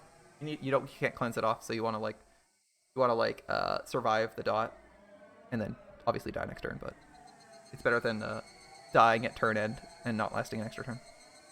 So I do like damage up because that's just good in general, The evade skills, unless they're like Ku's evade skill, where it like lasts forever, you really want to like level those. They're not like high priority. That said, Herx gives crit up, which is pretty useful if you can get up some stars somehow. So it's definitely more important than battle continuation, which basically will only ever see use once. It's like you're gonna use battle continuation once, you probably won't pop it a second time, unless it's at rank 10 and you have like Castle in the Snow. Yeah, definitely go for the attack up. Now that I think about it, it's probably better to just do attack up in all cases. Because his other two skills are like really effective at rank 1. Like, they aren't getting significantly better at rank 10, other than for the cooldown. So if you never last long enough to use the cooldown, or it's never relevant, then it may as well be at level 1.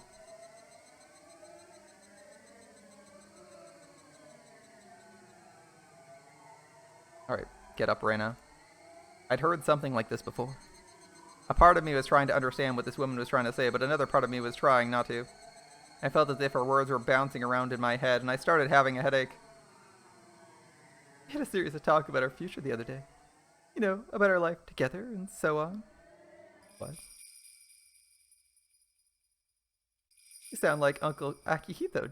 You like Uncle Akihito, don't you, Rena? Rina? Sorry. Saying Rena. But you know, it's familiarity, right? Your father and I are. What's going on? Mother? What do you think about Rena Ryugu? This is an important moment. You're gonna have a one-on-one battle with Rina-san. No, Mom. What about my dad? What about me? I don't want you to divorce him. I don't want you to get remarried to anyone else. Don't divorce him. I'm not gonna let you do that. I'm not gonna let you get remarried. I'm not going to let you get married to my father. What? I don't care if you go with him. I'm not gonna let you get married to my father. You must not have thought I'd say it straight out like that. She looked stunned. After a while, she broke the silence with her laughter. I thought you might reject me, but I didn't think you'd say it straight out like that. You thought I might reject you. I'm surprised you even noticed I was doing it. Of course I did. You always run away whenever you see me. You thought I didn't know? That's why I hate kids. She frowned, revealing her ugly self. It should have been the first time I saw her face like that, but I wasn't surprised at all. Her face had looked like that to me from the beginning. How's my night been? It's been alright. We're enjoying getting through this. I thought I'd be seeing some actual... I thought this was gonna be horror. You know, like your usual, someone getting brutally tortured or murdered or something, and it turns out the torture we're seeing is someone's bank balance being drained by this hag here. And she might have a nice body, but she is the worst kind of gold digger. Good smile mentioning kids without being as snacks. Yeah, that is awfully suspicious, especially when Rena basically ignores her. And she's like excessively nice to her.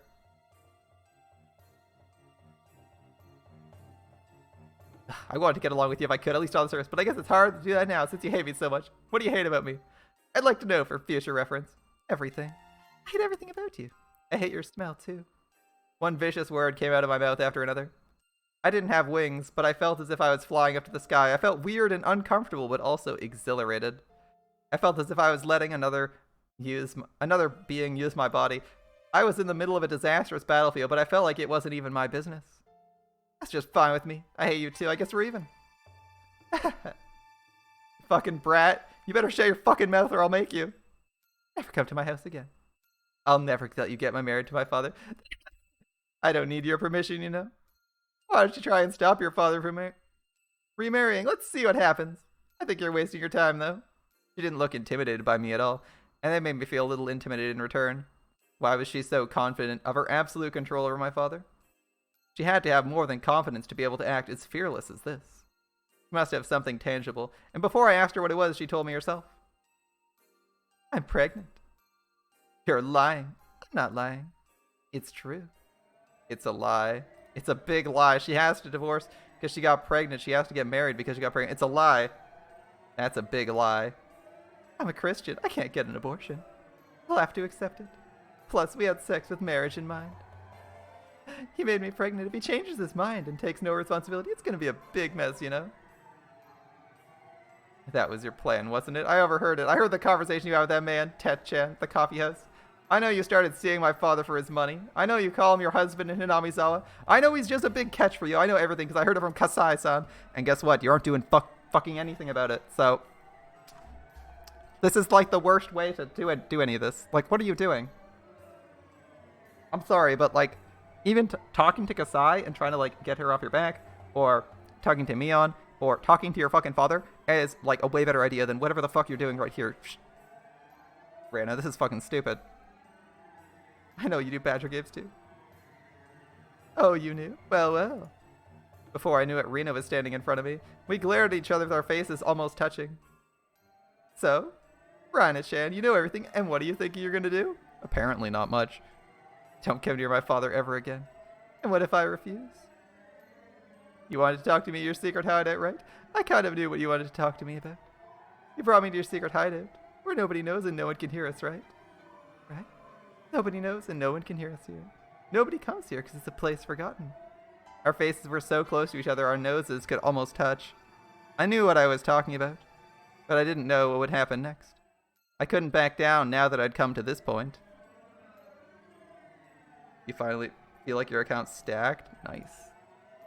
But I didn't know what to do. I didn't know what I should do. Come on, let's not do this. Let's be friends again. Rena started laughing and slapped me on the back. My expression didn't change and I kept staring at Rena. But I didn't notice her real intention of putting both her arms around my neck. The tension broke, already stretched thin, and Rena squeezed my neck hard. I was openly hostile, but I didn't realize Rena's evil intentions until she started choking me. Oh, here we go. You little brat. I'm so close to getting millions of yen. If you at least pretended to get along with me, I could have given you a good allowance. But you can't just keep your fucking mouth shut, can you? You got some fucking nerve. I don't know how to say this any harder, but this is like the biggest fucking I told you so I've seen in a while. Like, I don't know what Rena's fucking doing. She's like, this person's a horrible, evil person. She'd do literally anything to steal my. It's like when the mafia guys like this chick's batshit crazy. Stay away from her. Don't ever interact with her. Like when you're warned off by Kasai, when Kasai and Shion warn you off of this chick, and you're like, my plan is to get her alone, miles away from anyone, and just let her do whatever she wants to be, and confront her before. Like, what the fuck is this plan, Rena? I thought your plan was to talk to Kasai to get her off your back, or talk to your dad, and this is what you came up with. Like, you should die.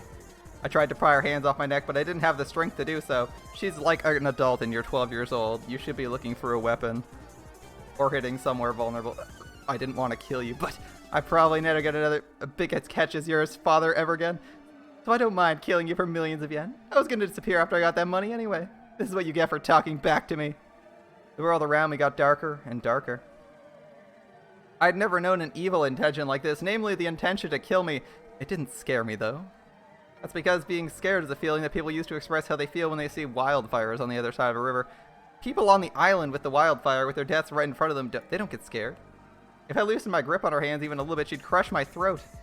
This is a simple competition to see who is stronger. Rena wanted to get into the most advantageous position, so she tried to push me down on the ground so she could mount me. If I let her do that, I wouldn't stand a chance. I tried to keep my current position, but I was losing a lot of energy being choked. It was only a matter of time before Rena could push me down. I lost my balance on purpose. I tried to fall backwards to put her off balance. I couldn't hold my breath long enough to keep up with the strength competition. So I had no choice but to take that chance. We fell on the ground, tangled together. But as Rena was strongly determined to kill me, she didn't even take her hands away from my neck after she fell. However, my action made her loosen her grip on my throat. It wasn't loose enough to break free, but it gave me a few moments to use my hands for something other than stopping her from crushing my throat. If I hadn't taken the chance, I would have been done for. That's why I tried to literally seize my chance. I moved both my hands to the ground to seize that chance. I felt a piece of broken glass on my right hand. It was truly my chance to literally save myself from the brink of death and save her family. I cut Rena's wrist deep with a piece of glass. Rena tried to endure the pain for a few seconds. Remember, not across, up and down the road. Come on. The pain that severe from someone so cornered soon broke her will. She let go of my throat to cling to her bloody wrist. I used that moment to roll away from her. It fucking hurts, she screamed, both in pain and also to try and intimidate me again. It didn't work anymore, though. Intimidation only works on the opponent when the opponent's hesitant to fight. When you're already in a fight, screaming like that means nothing more than letting the opponent know how badly you're hurt. I no longer had any hesitation. I'd learned from Rena. She taught me what I have to do in a situation like this. That's right. This is my secret hideout. I know every single piece of junk in here. Maybe I knew that a day like this was coming. Was it just a coincidence it was there? I pulled out a meter-long lead pipe, not at all surprised to see it there. I raised it up and brought it back down. There's no way Rena could block this hard and heavy lead pipe with just her arm. She'd probably tried to block it with the palms of her hands to take it from me. But her long nails wouldn't let that happen. Unable to catch it the way she wanted, she broke her fingers and some of her nails came off too. Oh my god, I was not expecting this twist at like chapter 4. This is gonna be fun. This is fun. Alright. I was not expecting this, but like Rena just went all in on like attempting to fucking murder Rena? What a twist. We're in chapter 4. I was expecting some tension or to go to Kasai and like I was expecting her to go to like Kasai or something and be like, hey, I have this problem, and he like asks for something and she has to like, you know, maybe join she has to like go to she has to basically like join the Yakuza or some shit in order to get the help she needs from him. But if we're going this way, alright. I was actually expecting the Kasai route or something like that. I was thinking that seemed like an interesting way to go to explore that part of the setting, but this is alright. Her scream made me realize I had the advantage, an advantage I'd have to keep. If I didn't, she'd turn the tables like I did, and then she'd choke me to death for sure. Stop, wait. Rena shielded her head with her arms, but it didn't help. All that would change is that I'd break her arms before I break her face. I'm serious, stop. I'm serious too. Die. That's right. I should have done this a long time ago. I didn't need proof. I didn't have to talk to anybody. That's stupid. That's nonsense. I should have done this a long time ago. If I'd done it a long time ago, my father wouldn't have been deceived. I could have protected him. I could have protected my family. I could have protected my life. I could have been myself. My mother wouldn't have divorced my father. I could have stayed happy. I wouldn't have had to be unhappy. I'm going to recapture my happiness. At this moment, I'm going to win back my happiness. I'm not going to cry for misfortune. I'm not going to give in to a fate of unhappiness. I'm gonna be happy. I'm gonna seize my happiness right now with my own 2 hands. Rena tried to run from me, but as she no longer had the use of her hands, it made it difficult for her to stand up to escape, especially since there were scraps of junk everywhere on the ground. After all, this is my hideout. My territory. Nobody can run from me here. She tried to climb up the slope of garbage, slipped, fell, and rolled all the way back down. She didn't stand up or move. Her eyes were open and her neck was bent at an unnatural angle. I didn't know how to make sure she was dead, so I kept looking at her opened eyes for a while. She could be faking it for all I know, but she didn't close her eyes no matter how long I waited. I scooped up a handful of sand and threw it on her face. She still didn't close her eyes. Thud. The lead pipe slipped out of my hand and it hit the ground. I wasn't expecting this. Is this like chapter 4? You have like a murder in chapter 4? That's insanely fast. When I tried to pick it up, I realized how heavy it was, and I was surprised I was wielding it as though it was a knife. Damn, that's actually kind of impressive. You're like, I mean, you got some manic strength. That's still pretty impressive though. I was sweating all over. The cold wind felt good on my skin. The cries of the Higurashi calmed me down and healed my soul. Rena was just like a broken dummy now. She'd become a piece of junk. I'm the owner of this land of junk, and I've defended it from her intrusion. And now she's a resident of this junkyard. This is our grave. You can join us here if you'd like. I didn't feel bad about killing her. In fact, I felt rather fulfilled I defeated the evil woman who deceived my father. I started breathing slowly and calmly and regained enough energy to analyze the situation. I'd have to hide the body. First, I have to get rid of the scooter. I climbed up the slope and kicked the scooter down the hill. Easy enough. It rolls down the slope, making a lot of noise, and blended in with all the junk as it stopped, like it was there from the beginning. Easiest fucking place to hide the scooter, right? Hide it in plain sight. Everyone knows there's a junkyard with a million pieces of equipment there. Why not? It's a dumping ground for all sorts of trash. Why not her? I went back down the slope and started dragging her body to my hideout. It should have taken as much effort as dragging a 50-kilogram sandbag, But it felt lighter than that. It was just a sandbag, yet it brought disaster to my family. I didn't lure her here to kill her. Or did I? Maybe I just didn't notice I had the intention deep in my heart. But even so, I felt like this was the best and most expedient solution. There is no better solution than killing her. How wasteful to depend on someone to help me, or to wait for the day to come when they will. I remember the murder of Satoshi's aunt that happened last year. I had no doubt Satoshi murdered her, but I'd never been as convinced as I am right at this moment. How could he have saved Satoko other than by killing his aunt last year, at that time, in that exact circumstance? My situation was much the same as his. How could I have saved my father other than by killing her? If I was planning a murder, I would have been under a lot of pressure and stress. But for better or worse, the moment came out of nowhere, and that's why I believe I solved my problem with as little trouble as possible. Now she's gone? Will anyone become suspicious about her disappearance? She's an irresponsible person who skipped her work at her own convenience. I didn't think anyone would get suspicious when she disappeared one day. She was a big mess from the start. People will think she went into hiding because she got into deep trouble with someone. I didn't need to fabricate an alibi. All I need to do is get rid of her body. It took a while to figure out how to do that last part. Hiding her would be very risky, but my brain had become so calm it did some calculations and came up with an answer right away. This place is still the safest. This is a place forgotten. Nobody comes here. Nobody knows this place is here. I knew that because I'd been spending a lot of time here. Compared to the risk of carrying her body some other place, it was safer to just hide it here. It wasn't perfect yet, though. This place wouldn't remain a secret forever. I could hide it here for now, but I'd have to come up with the perfect way to make it disappear. It's easier to think about than thinking about how to make Rena break up with my father. I stuffed her corpse into a broken refrigerator in a trash pile. I wanted to cover the refrigerator with dirt and bury it, but that was too easy. I had to chop the corpse into pieces and make them completely disappear. Damn, she's being thorough. I mean, I know Rena's a fucking savage from like the first fucking arc, but I like how she's like, okay, we need a permanent solution. I felt like it got dark all of a sudden, but it didn't get dark all of a sudden. I just didn't realize that it was getting dark until then. I could hear thunder from a distance. It might rain soon. I could use some rain. It'd wash Rena's dirty blood into the ground. I should go home. I should think about what I'd do tomorrow. I was gonna stay right beside my father until he forgets about her. He might be hurt at first, but we're going to recapture our happiness for sure. Our happy, peaceful life. I mean, at least now you can tell your father, and my body was heavy with exhaustion, but I also felt fulfilled because I took a very important first step today. I'll keep taking one step after another. I'm not going to cry anymore. I'm not going to cry until I win back my happiness. I'm not going to cry again.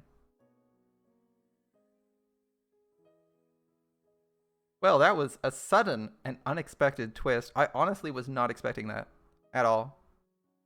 I was not expecting that in the slightest. Like we went from like 0 to 100 way too fast.